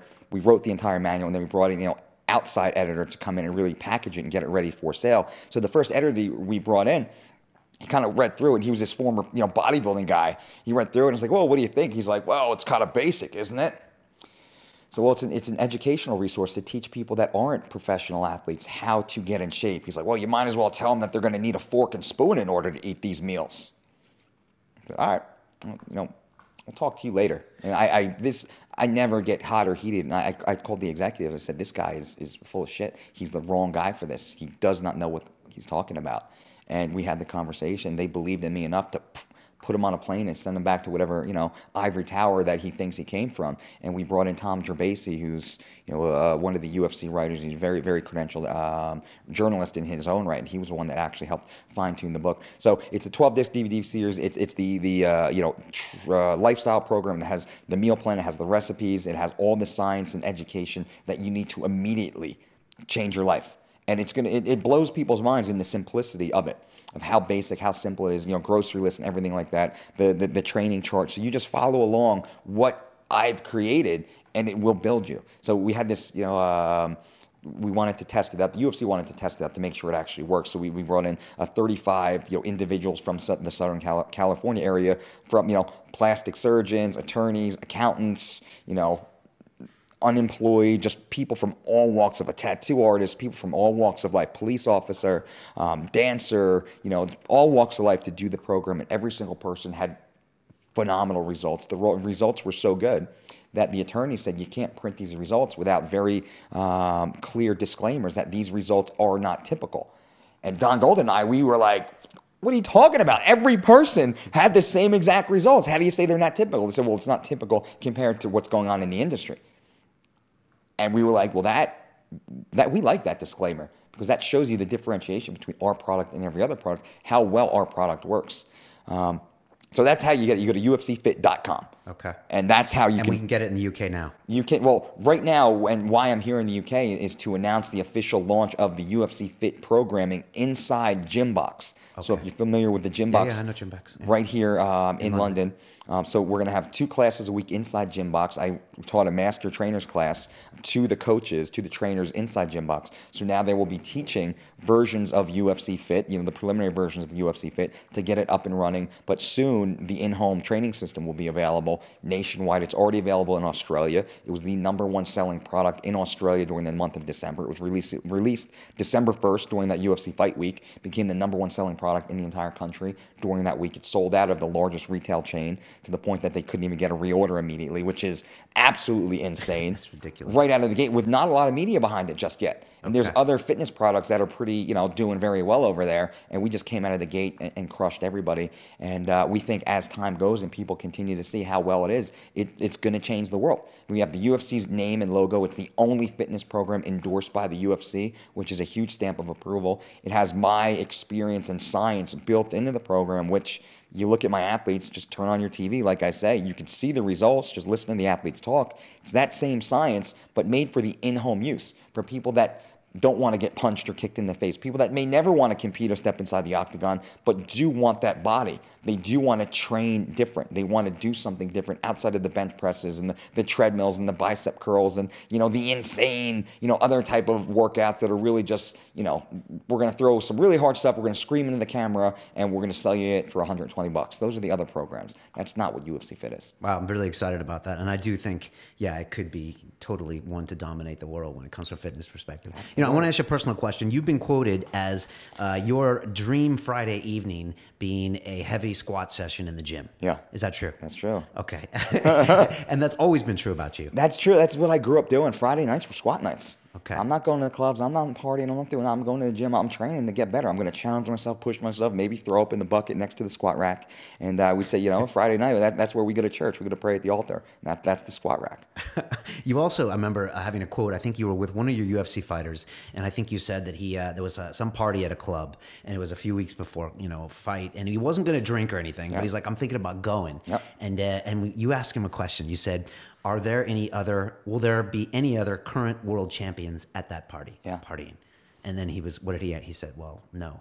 And you were like, well, okay. And then you said, well, what are all the ramifications of that? You go to that night. Okay, obviously you're not going to get your sleep right. You might be in a smoky environment. But then when you get home the next day, you have to deal with the missus. Yep. And you have to deal with all of this other stuff. Yep. And And yeah, I'll let you kind of tell the story. Yeah, it was Thiago Alves. Oh, it's Thiago Alves. Okay. Thiago Alves is, he was known as the party boy for a while in his career before I was brought in, before his team hired me. His team hired me after he missed weight against John Fitch for the second or third time in his UFC career. He missed weight as a result of the poor weight cut and missing weight. He underperformed in that fight against Fitch. He was going to get cut from the UFC. They contacted me and brought me in and contacted UFC and said, listen, we're going to hire Dolce. Can you give us one more shot? They said, yeah, but we're going to cut his contract in half. So instead of making 60 and 60, they cut him down to 30 and 30 with one more opportunity, one more shot. A lot of pressure on Thiago, a lot of pressure on myself.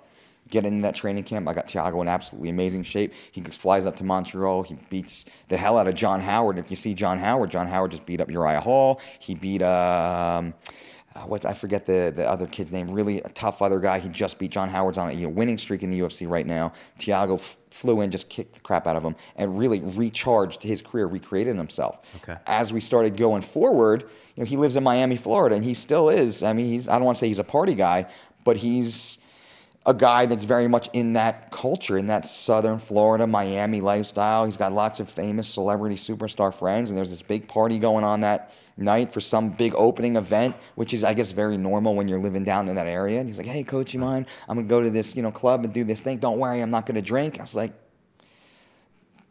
it's not the drinking, Thiago. I said, well, okay. And I don't want to tell anybody what to do. I said, so, okay. Well, what other world champion athletes are going to be there? He's like, well, none. So, okay, what do you think about that? You think that's a good thing? He's like, well, it's the grand release or launch or whatever the big to-do was. I said, all right, well, that's fine for them. I said, what about for you? You got a fight coming up. You're a professional athlete. What's your goal? Is to be a world champion. I said, okay. So no other world champions thinks that it's proper to be there. So you're going to go there. You're going to take an hour or so driving there. You're going to stand around on your, sit on your ass for another 2-3 hours. You're not going to be eating the food you should be eating. All right, you're going to be hydrated. You're going to be drinking water. You're going to be in a smoky environment. You're going to be around people that are partying, that do want you to do these things that you're doing. You're going to be around fast girls that everybody wants to hang out with Thiago. You show up with Thiago, you immediately go to the front of the line. You're VIP, bottle service. So all these things are going to be put in front of you while you're in the midst of a training camp that you need your rest, recuperation. You have training session coming up here. You're going to get home late, so you're not going to get proper sleep. Your schedule's going to be changed. Now, why are you going there again? And he's like, yeah, okay, I got it. Good point. I mean, let's be honest. There's probably, nothing glamorous about a fight camp. Fight camp is hard, arduous. You might even argue boring work. Yeah. Right? Groundhog Day. It's okay, just the same rinse thing. And repeat. Rinse and repeat. Yeah. Yeah, I've seen fight diaries and stuff, and it's just, Chris Liebman did one recently, and you could just see, I watched his fight diary for like 10 days before his last fight, and you could see he was just like, Jesus Christ. He even was joking with one of the fighters. He's like, is this glamorous? Is this glamorous, what we're doing? No. I'm going to my third training session of the day. Yeah. I'm eating this brown rice again. I'm doing this again. So. And that's the truth there. A lot of people think it's, was that? They're grinders, right? It's a grind, man. It's the least glamorous thing to be a professional fighter. People see you on TV for the 15 minutes or so that you're in the octagon. You think, oh, it's the coolest thing because you have that great body and you get the big knockout and you get the adulation of the fans and whatnot. Behind the scenes, it is not. You got cameras following you around all the time, kind of, poking you, prodding you, microphones in your face, people saying all sorts of bad stuff about you on the internet, blowing up your Twitter feed, and, everybody wants to get a piece, and you got your brother's cousin's uncle from high school calling you, wants tickets to the event, and, and then you got to wake up early, got to train your ass off, your jockstrap smells like shit, you got ringworm on your face, your Achilles is sore, and, you got your girl who wants, can we go out to dinner tonight, and, you're just too tired to do this. So it's very, it's a Spartan existence to be a top-tier fighter. It's a very disciplined existence. To have that reward at the end, you really have to sacrifice. And the champions are the ones that sacrifice the most. And they make it look easy because they accept it. It's the guys that bitch and moan and complain. They're the ones that don't get to the top of the pile because they're not fully vested in the pursuit. I think it was Ali that said fights aren't won, under the bright lights. And I'm paraphrasing, they're won during the cold mornings, waking up before the rest of the world in the freezing snow. And you got to go out. If it's snowing outside, if it's raining outside, it doesn't mean the fight's not going to happen the day it's supposed to happen. It doesn't mean the guy's not training as hard as he's, needs to beat your ass. If you're sore, if you're tired, if you have if you need a root canal to get done, it doesn't mean that you're going to take off that day of training. You got to put in the work. You got to, I like to say, chopping wood. You got to go out there, you got to chop the wood. The tree's not going to fall on its own. You got to go out there and chop that wood. Otherwise, it's not going to happen. Yeah, well said. It's a whole grind, all that behind the scenes. Your Friday nights is your squat nights. You and Brandy are always either podcasting or you're writing books or you're answering people's Facebooks. I mean, I was trying to think of a way to describe you. You're not the Dudley Do-Right of MMA, but does Mike Dolce have any vices? You got to think that, you and Brandy must torture some little animals or something, because you guys just seem super positive, super focused, super motivated all the time. Yeah, well, thank you for saying that. I appreciate Brandy's going to love that. And no, we don't torture animals. We actually rescue them. So of course you do. All the animals that we have, they're all rescues. And, sometimes, not that we didn't want them, but it's just what we do. So we have a 4-year-old female pit bull that she was a rescue. I bought her off a crackhead outside of a Walmart that I knew good things weren't going to happen to her if I didn't give the guy a $100 bill, so I took her.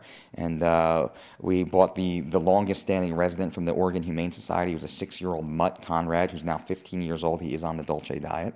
Looks absolutely amazing. Your dogs are on the Dolce diet. They are, right? absolutely. That's crazy. And we have a parking lot cat. She actually turned out to be a Maine Coon, which is a pretty special cat. That Brandy saw a bunch of kids that were going to do bad things to her, and she scooped her up, so we saved her. That's what we do. What are our vices? Yeah, we like to go out to eat. That's what we do. We like a good meal, but it has to be a good place. Grass-fed steak or something. It's pretty easy in Vegas to find good stuff. We work. I think somebody had said recently, it was Gareth Davis. Yeah. Actually, recently he was here about a year ago. So Gareth, a great guy, and he did an interview for this UFC Fit Gym Box media day, and he's known me for a little while. He's like, Mike, I don't know if you're going to take offense to this or not, but I see you're a missionary, aren't you? A missionary of health and fitness. And that's something Vitor Belfort had said about me previously. He has a very strong religious, tie, Vitor. And I really didn't see it, at first. And then I kind of look back at my life and I say, in a way, I guess I am. Because that's when I get out of bed in the morning, that's what I do. That's all I think about. It's why we do the podcast. It's why we write the books. It's why I'm here in the UK right now. When I fly back to the United States, it's a very similar schedule. That's why I get out of bed and do the things I do and work with the athletes and overextend myself in many situations.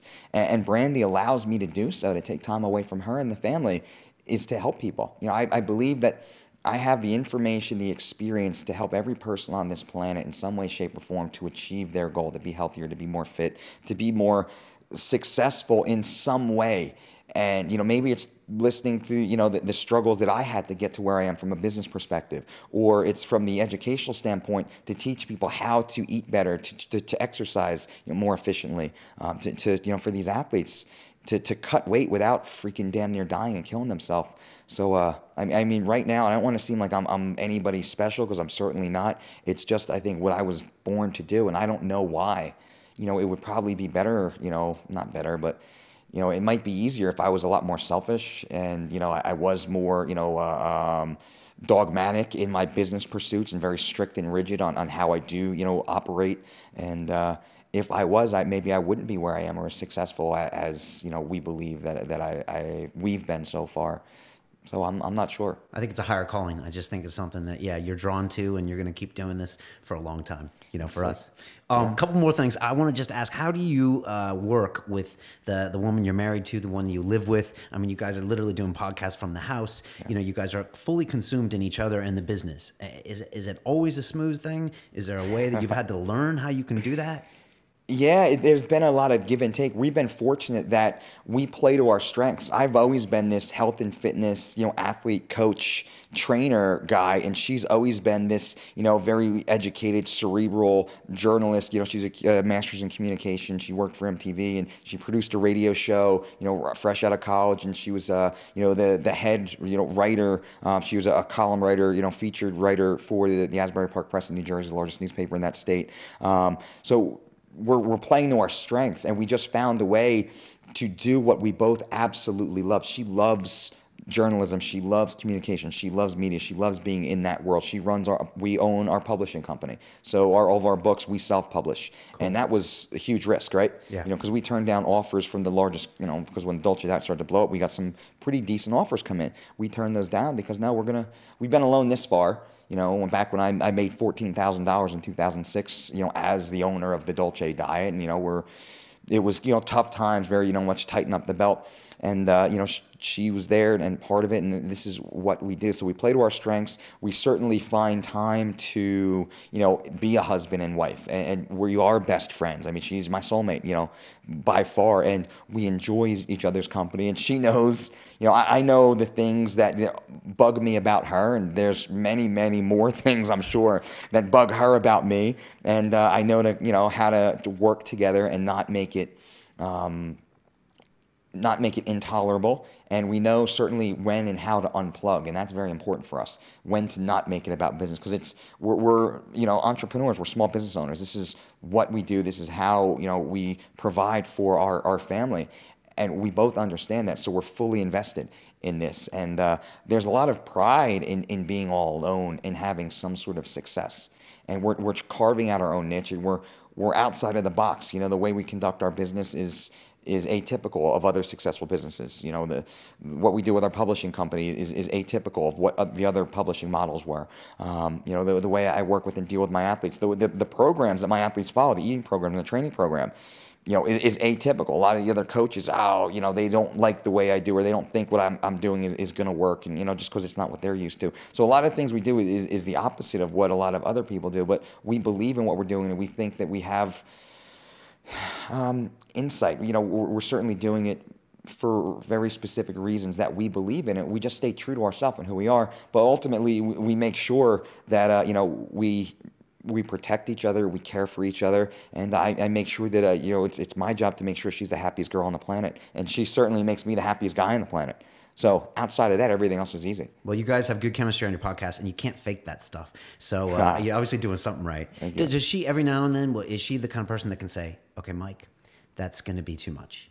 You're like, I got to train BJ, and I got to do this, I got to do this. Is there now? And she's just like, I know you can do it, but that's just one step too far. Yeah, she is my barometer. She certainly pulls me in. I'm too trusting a lot. I see the good in everybody, even those that have a lot of flaws. I see the best in everybody, and I want to cultivate that, and I want to help people become better. And sometimes, and she's never been wrong.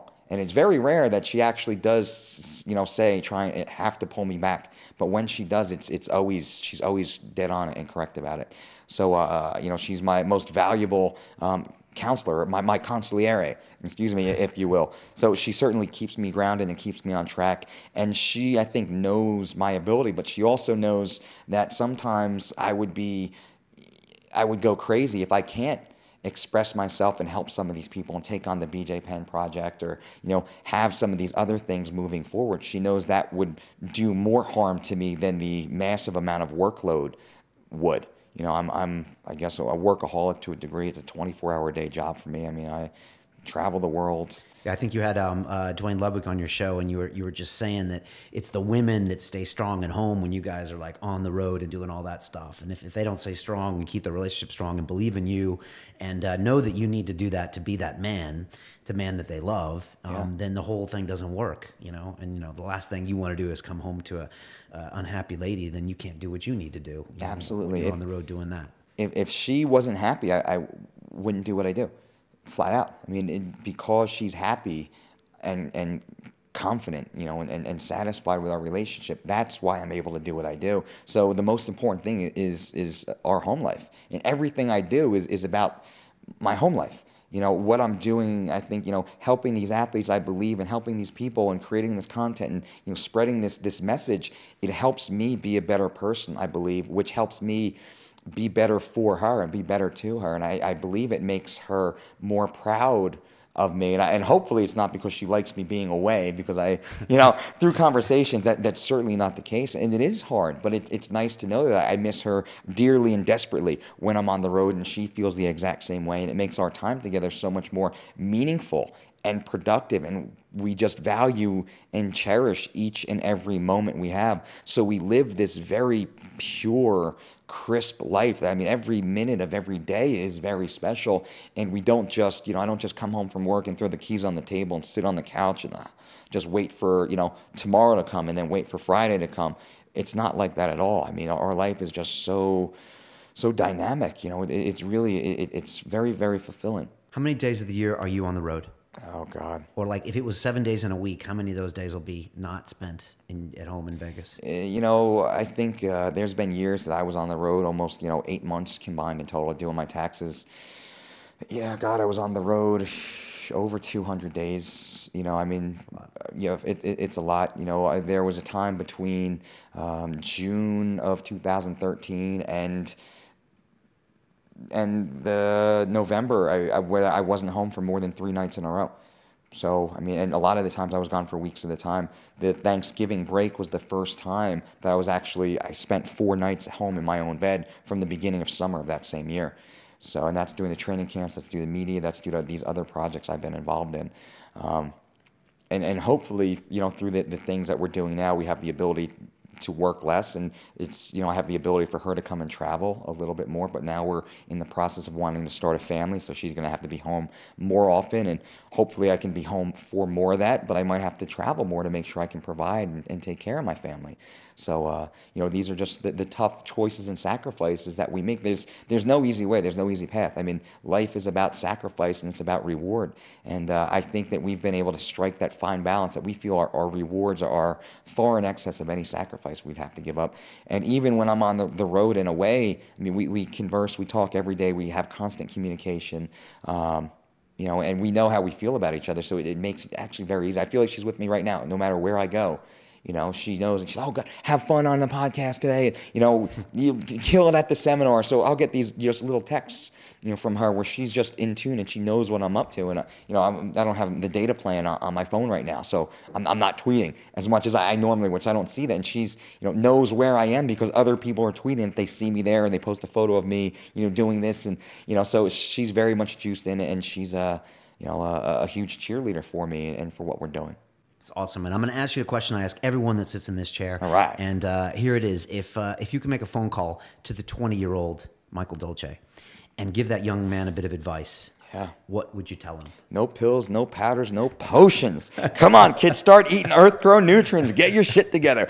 Don't take up a 10-year career in powerlifting. Save your neck, save your shoulders, save your lower back. Focus on longevity, not sports performance, for sure. That's what I focused on, coming out of my late teens and early 20s was sports performance very specifically. Which is what young guys do, right? It's what we do, I was a meathead, very proudly so. I was, I squatted over 800 pounds. I did things that, not many men were able to do. I wanted to be a big, strong guy. When I was a 5'4", 110-pound freshman in high school, I wanted nothing more than to be big, than to be strong, than to be, just a powerful guy. For whatever reason, that's what a lot of us want. I wanted to be that. I wanted to be 6'2" and 210 pounds, and I wanted to be that guy. And that's kind of, I chased that dream. So if I could call that 20-year-old guy, that's what I would tell him. I was always very good with money. At 8 years old, I got my first job, scrubbing boats for $3 a day. And at the end of the week, I'd have $40 in my pocket. I'd work twice a day on Saturday and Sunday to make an extra, $6 on those 2 days. So working hard was never an issue. Saving money was never an issue for me. Working 2-3 jobs at a time, never an issue for me. So I never had problems there. I always told my mother I loved her and, took great care of my brother and my sisters. My father had a massive stroke when I was a boy, so I became the man of the house.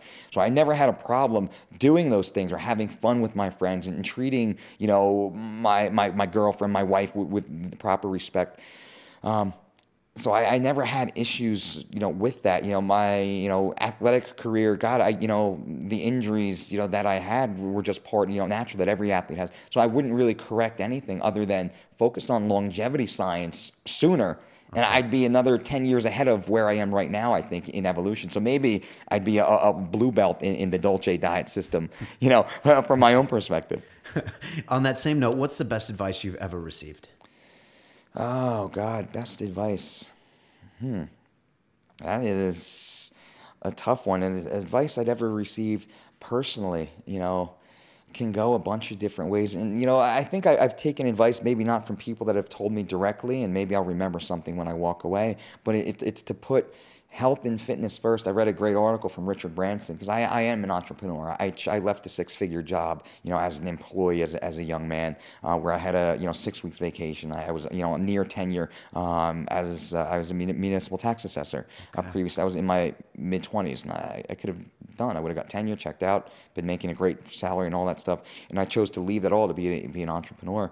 And I was just very focused on that. And Richard Branson, so I tried to emulate things that other great men, people that I aspired, great men or women, other successful people did. And Richard Branson had, an article where somebody asked him that, same question: what's the most vital aspect to your success? The most important thing is my health and fitness. It's getting a good night's sleep, waking up early, and getting my exercise in. The 1 hour of exercise I get every morning allows me gives me 4 more hours of productivity at the end of my day. And that's why he believes he's been so successful in all of his business extensions, because he put his health and fitness first. And that's something, as I've gotten older, that I've really focused on myself. I get up at 5 a.m. almost every morning. I do more work between 5 a.m. and 9 a.m. than most other people do between 9 a.m. and 5 p.m. That's like a line from the military that used to use. We do more before 6 a.m. than most people do all day. That's you. And that is it. I get my first workout of the day, and 30 to 60 minute workout. I eat properly. I take time to visualize, to write my goals for the day, to just rattle out all my emails, to anything that I need to do, content creation. I get a lot of writing done. I plan out my day, and I get in touch with the rest of the world. So by 9 a.m., I'm done. Now the whole world has to catch up with me, and I have another, 12, 14, 16 hours of me time, of time to, I call it bonus time, to really go out there and excel and overachieve and see what more can I do with this time that I've been able to have. So I think that's the best advice that I've been able to take from, somebody on this planet, and that's really the best advice that I can give. People would be surprised to hear Richard Branson say that, Yeah. He's not known for, necessarily putting fitness first, but, it's very telling that he would say that. My very first jiu-jitsu instructor, he's a fascinating guy. He's actually from South Africa. And I remember he once told me, just in passing, in like 4 years, and we've been training jiu-jitsu, and he was like, Brian, he's like, training always comes first. He's like, it comes before your family, and it comes before your friends, and it comes before everything else. Training comes first. Yep. And I think that was a subtle way of saying that you have to show yourself that you're the most important thing, you know, and take care of all of those physical needs and your nutritions and everything, and that gets you where you want to be. Then you can focus on your business and your friends and your family. But don't rob yourself of that, basic, I guess you'd call it self-love in a weird way, of taking care of yourself. If you don't love yourself, how can you love anybody else, right? Yeah. If you don't take care of yourself, how can you take care of everybody else? And it's great advice. I agree with that 100%.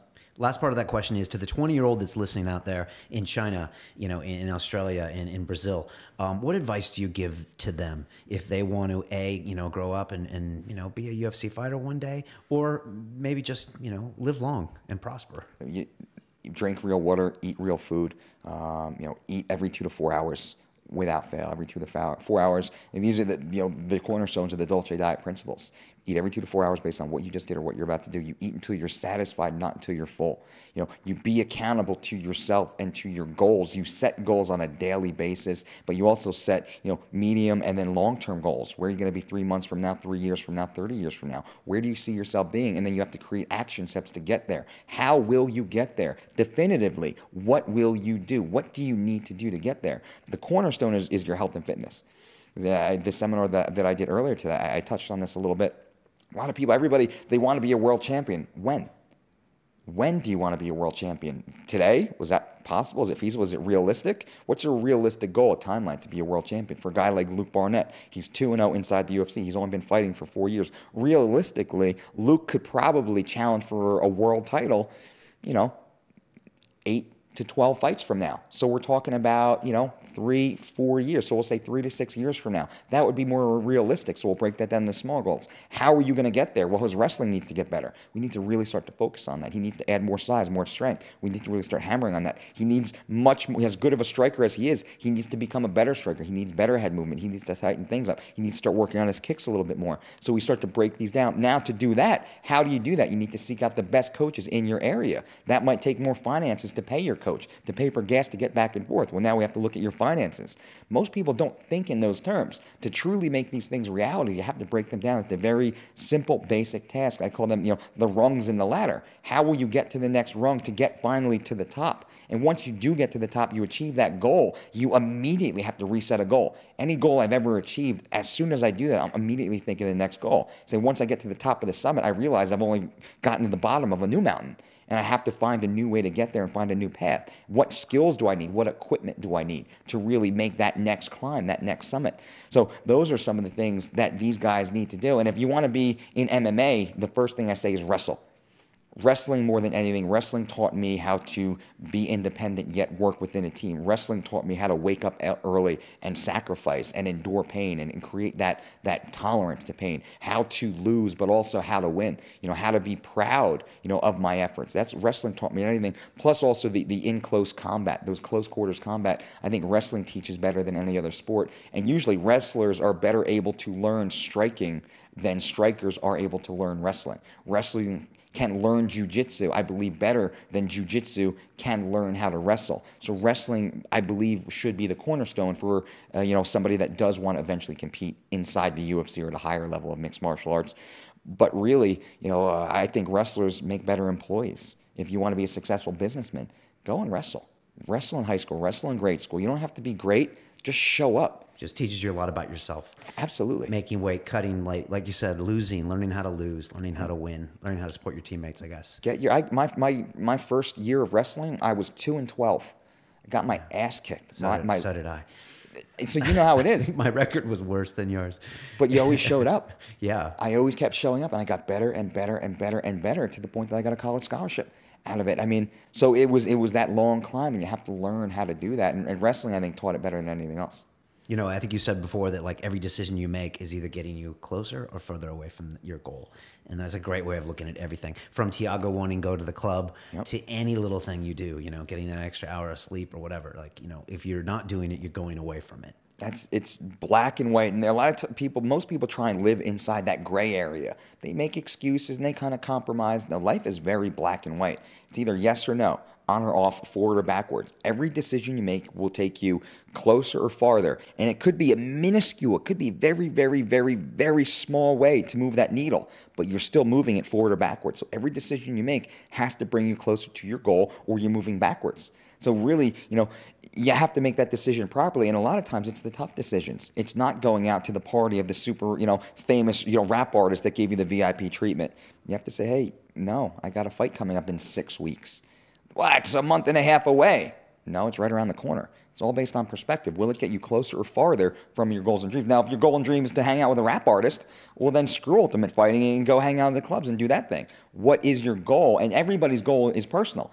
So your goal certainly doesn't have to be mine. Your goal doesn't have to be what your parents want or your friend or your girlfriend wants. What's your personal goal? But that has to be real. And I do believe in writing my goals down. Write your goals down, make it real. And you can eventually write it down on a piece of paper, put it in your pocket, and then throw it away at the end of the night. And then tomorrow morning, I wake up and I write a new goal once again. And I continue that process over and over. It makes it real, and it makes it something that I can focus on and then move myself forward. Yeah, and it needs to be specific and have a specific timeline. I think those are very important things of a goal. Absolutely. I want to be rich is not good. I want to have 50 grand in the bank account by December 31st. Now I think that's more of a goal. That's very real. Yeah. Now, how are you going to get there?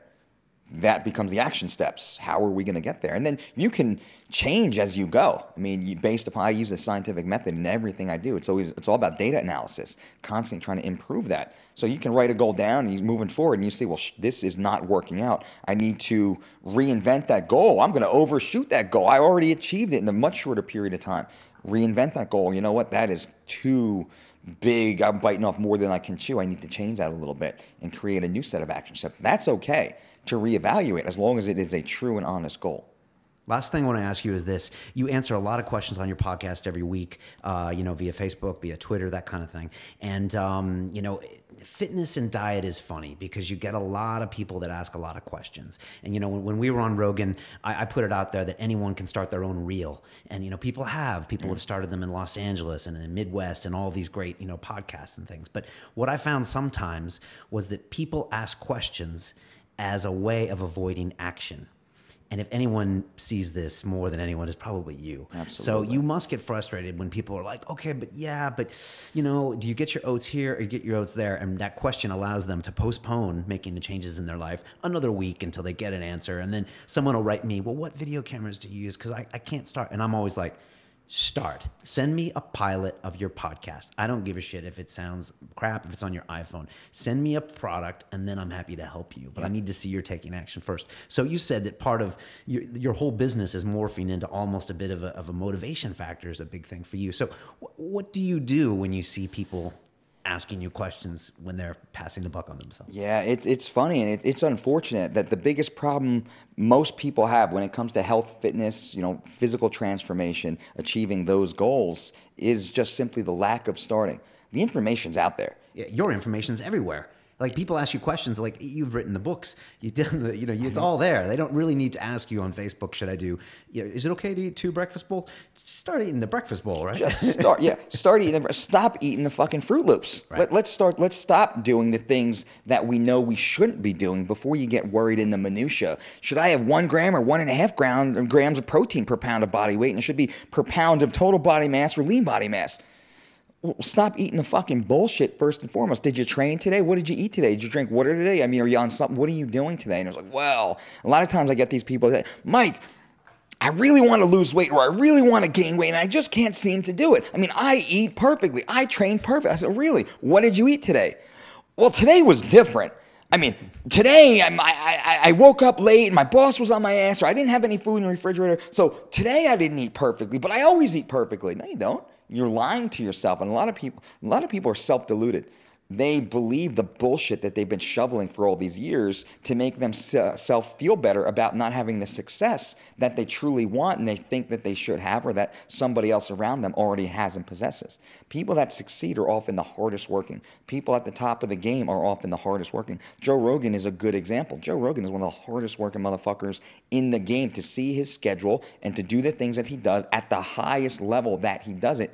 It's not because he's more talented than anybody, and he says it himself. He fucking outworks everybody, and he knows his system. He has his own way of doing things that works for him, which is awesome, which is what everybody needs to do in their own way. So when people ask me those questions, I said, what are you doing now? And so they're waiting for me to tell them what to do. Can you write me a diet program? I need to lose 40 pounds. Can you write me a diet program? Why the fuck do you want to have me write you a diet program when you're drinking a Diet Coke right now? No, but I mean, I'll stop doing that when you write me a diet program. Bullshit. You stop doing all the things that you're doing in your day, all the negatives that you know you shouldn't be doing. Then give me a holler. Show me that you've lost 10 pounds, 15 pounds, 20 pounds. Show me that you're going for a walk every morning. Wake up 15 minutes earlier every day and try and get in a few sets of body weight squats. Go to the supermarket and buy some real food. Eat a proper breakfast. There's so many small little things that people can do immediately to start changing their day, changing their life, and start to move that needle forward. But all too often, people don't have the motivation to do so for a lot of different reasons. They'll blame their parents, and they'll blame their upbringing, they'll blame their current situation, the fact they don't have money, or their boss does this, or their vehicle did that, and it's all bullshit. Everybody's completely responsible for themselves, for their success, for their failure. No matter what happens, if a comet comes and crashes through your fucking roof, now you got no place to live, what are you going to do about it? You going to sit there and cry, or are you going to start digging yourself out? You're going to find a place to go and stay and start to clean up your house and move all the rubble and start to rebuild immediately. Don't sit there and whine and complain. Sure, you can feel bad and you can be a little depressed, but it shouldn't stop the action of moving forward. We're all humans. We all have the emotion, me included. I am not a perfect person. I have my ups and downs and highs and lows just like everybody else, but my action is what matters most. My inner self-talk sometimes is good, sometimes it's bad, but my action is always positive. I'm always trying to move myself forward because I know when I'm bullshitting. I know when I'm fucking lying to myself. I know when I'm not telling myself the truth. And that's really what's been most formative for me. What's helped me the most is being my own coach, being my own boss. You know, I can't blame anybody for me not having success in one area, or why somebody else is able to do this, or, you know, why I couldn't have done that, didn't do that, you know, whatever the issue is. It all certainly comes down to you. So when these people, they ask me those questions, I can look at them in the eye and say, bullshit. You know what you should be doing. And they're like, well, no, but I just want to hear how you would do it. How would you tell me how I would do it? Well, I should probably start drinking more water, and I should probably start eating, this type of food, healthier food, and I shouldn't be drinking alcohol as much as I do. Yeah, exactly. So what do you need me for? You don't need me to do these things for you. I mean, I have the content. I got the free podcast. Every Sunday I do the free Q&A. I answer as many questions as I can. I have the books out there. I mean, I have tried to make as much of this information as accessible as possible. So when these people, as you had said, ask these questions, it's a matter of motivation. It's a lack of goal setting. It's a lack of action steps. And really, it's apathy. I tell people, well, go sit on your house, go sit on your couch and die then. I mean, what more can I do? Oh, you don't want to exercise? You don't want to eat right? You're going to start tomorrow? You're going to start Monday? You're going to start January 1st? Go fucking sit on your couch and wait to die. That's literally what you're doing. Life is short. It's done. It's a blink of an eye. If you live as long as possible, if you die of natural causes after 120 years, that's still a blink of an eye. I mean, if a bus comes by and smashes into you, well, even worse. Did sitting on the couch last night watching the fucking Kardashians really help you? Was that really worth it? Ordering that pizza instead of making the chicken that's sitting inside your refrigerator right now? How many people do that? They're too lazy to make the freaking food that's in their house. They'll actually get in the car and drive somewhere because they think that's easier. Now, I can certainly start ranting on these topics. So take some action is what you're saying. Action. Maybe as opposed to them asking the question, they should take some action first. Put 8 weeks on the program and then ask me that question. Absolutely. Show a bit of commitment first. You Absolutely. always want to say that. And I'm sure when you read that question, I'm doing all this stuff, but I still can't seem to lose the weight. You're like, well, you're obviously not doing that stuff. I mean, obviously. I've been asked that question thousands of times in my career, literally thousands of times that question has come up to me from strangers. It's hard for me to train in commercial gyms, MMA gyms, because I can't leave the gym without being bombarded with questions. I'm the health and fitness dude, everybody knows, which is cool. I respect and appreciate it. But I get these questions over and over and over and over again, and they're the most basic questions. If you're going to ask me a question, let it be something high end. Right. Let it be something that has to do with motivation. I'll take the time to talk to you if you're truly trying to do your best. I mean, that's not a problem. But if it's, I want to lose weight. How do I lose weight? Should I eat kale or should I eat spinach? Dude, yeah. Fuck away from me. I'm not being an asshole here, but you know the answer. Don't waste my time. Don't waste your time. That question is actually a substitute for action. It's a substitute for action. Yeah. So what they're going to do, they don't get the answer, so they're going to go home and they're not going to eat kale. They're not going to eat spinach. Right. So it's an excuse to wait some more. They're going to go to Subway and order, some bullshit sandwich instead. So even if you're asking those questions, you might want to check yourself first and be like, wait a second, that's because I'm not taking any action. Yeah, and you already know the answer to it. Right, yeah, you already do. Mike, last question. 5 years from now, where is Mike Dolce going to be? What are we going to see from you? What's important in your mind to be doing? Is it more books? Is it UFC to be ubiquitous? Is it certain fighters? Yeah, it's a little bit of everything. I believe that the Dolce diet will be the largest, most respected health and fitness brand in the entire world. Period. I think what we're doing right now, we're on that trajectory right now. We have the credibility within the industry. We have the science. We have the results already to do that, and we have the global expansion. That all 4 of my books became international bestsellers as a self-published commodity with a zero marketing budget due to the grassroots word of mouth. That's really what has helped spread my brand through the success of my athletes. I mean, it's the proof of concept is there, and my passion. I'm not in this for the money. If I was, I would have conducted my business in a much different manner than we certainly have up until this point. So I'm not going to say that we will be the most profitable company in the world. That's not my goal. It's to be the largest, most respected health and fitness brand on the planet, because I am my brand. My brand is me in a black and gold T-shirt. That's what the Dolce diet is, in essence. So that's where we're going. Within 5 years, of course, I'm going to continue to produce world champion athletes. I'm going to continue to make sure my athletes are the healthiest athletes on the planet. They're achieving their own personal dreams and goals, and they're being successful. But also, my clients and students around the world, we're going to have that same exact benefit. You don't have to be a UFC athlete to be successful, to be, to determine determine what success is? Well, that's going to be personally up to you. I have a lot of clients that their only goal is to live long enough to see their grandchildren, is to reverse the lifestyle-related illnesses that they've been subjected to through lack of information from their parents' generation and through the upbringing that they had or the things that they were taught. So those are, I mean, and those are what, that stuff motivates me more than the UFC titles, for sure. A lot of my UFC athletes have very similar goals to that. Yeah, it's cool that they fight and get to make some money doing what they're doing, but they want the family life. They want to be around a long freaking time. That's the goal. UFC Fit, to help the expansion of UFC Fit, for sure, that will be a global commodity, and I think we're going to change the world for sure with that, and we're going to extend that brand. You know, to just have a great family, to be known as a person that cares. I mean, that's really my goal. I'm somebody that cares. I want to help people. I'm fully invested in this, and you know, continue to grow along the same path and trajectory that I've been on. And the opportunities that keep coming my way are, you know, very humbling and just, you know, surreal, some of the things that I've been able to do and the people that I've been exposed to. And hopefully these things keep coming, and I stay true to who I am, and I just stay honest and sincere. You know, those are the things that I see moving forward. Mike, I said in the beginning of the show, you're the real deal, and you are the real deal. Thanks so much for coming here. It's been a fantastic 2 hours of my life. I am a very lucky man that I get to sit down with cool people like you.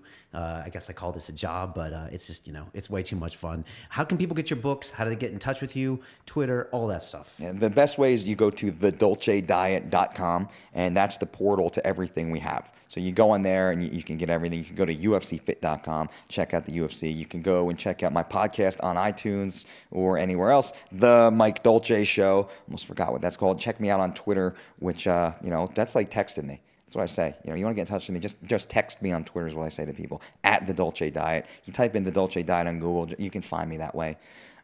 Yeah, I think those are the only. And books, Amazon. I got your book on Kindle. yeah. Yeah, it's all good. Oh, thank you. I appreciate that. Yeah, it was great to read. It's good. You know, the people say it's bro science, it's this, but you know, it's simple. You put it down to the simple steps, and like you just pretty much said it in the last 15 minutes here. It's like I give you the simple tools, and then you know someone's got to really meet you halfway and take the steps themselves. Absolutely. And I could write books that are very science heavy. Nobody wants to read that. Nobody knows how to implement that immediately. It's not my job to show you how much I know. It's my job to show you what to do to be better.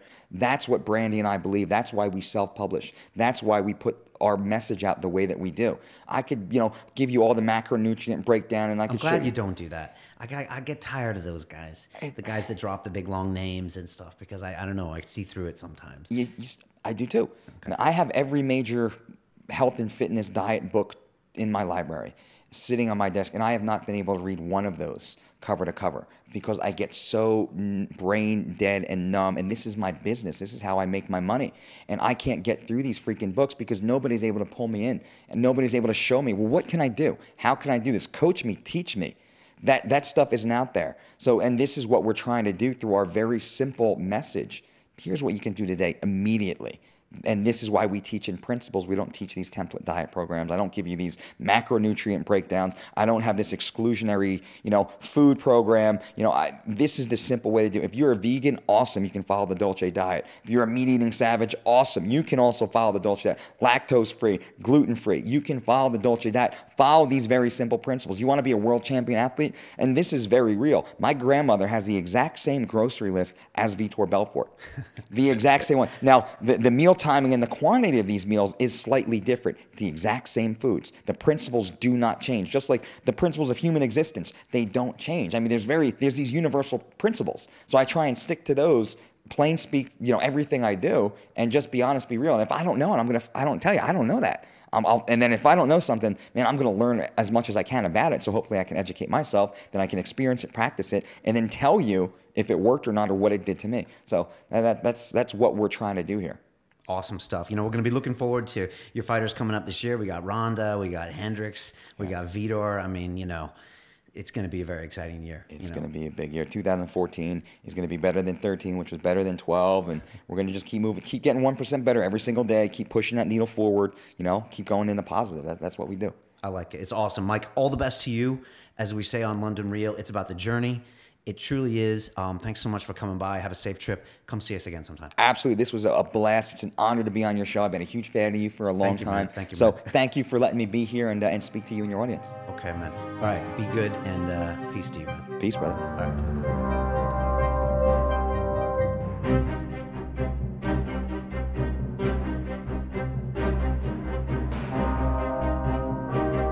This week on London Real, we have motivational business speaker, Brad Burton. If you've got a plan B, it's because you do not believe in your plan A. And if you don't believe in your plan A, don't get upset when other people don't believe in your plan A either. The thing that keeps you stable as a business owner is your base, whatever your base is, your family and so forth. Without that, it's not worth a carrot. There's been this myth that there's a work-life balance. I do what I want when I want. That's complete work-life balance. Business is nothing to do with business, it's to do with people. If I don't like you and you don't like me, it's going nowhere. Be 100% yourself 100% of the time. Spend 100% of the time being 100% you, and if people don't like you for being you, next. Do you think everyone should be an entrepreneur? No way. Stop putting pound notes over people's heads. Stop overestimating anyone. Stop underestimating anyone. Treat everyone the same with respect. On Sunday, London Real presents Brad Burton. Get off your ass. You need to be brave enough to let go of things that are not working for you.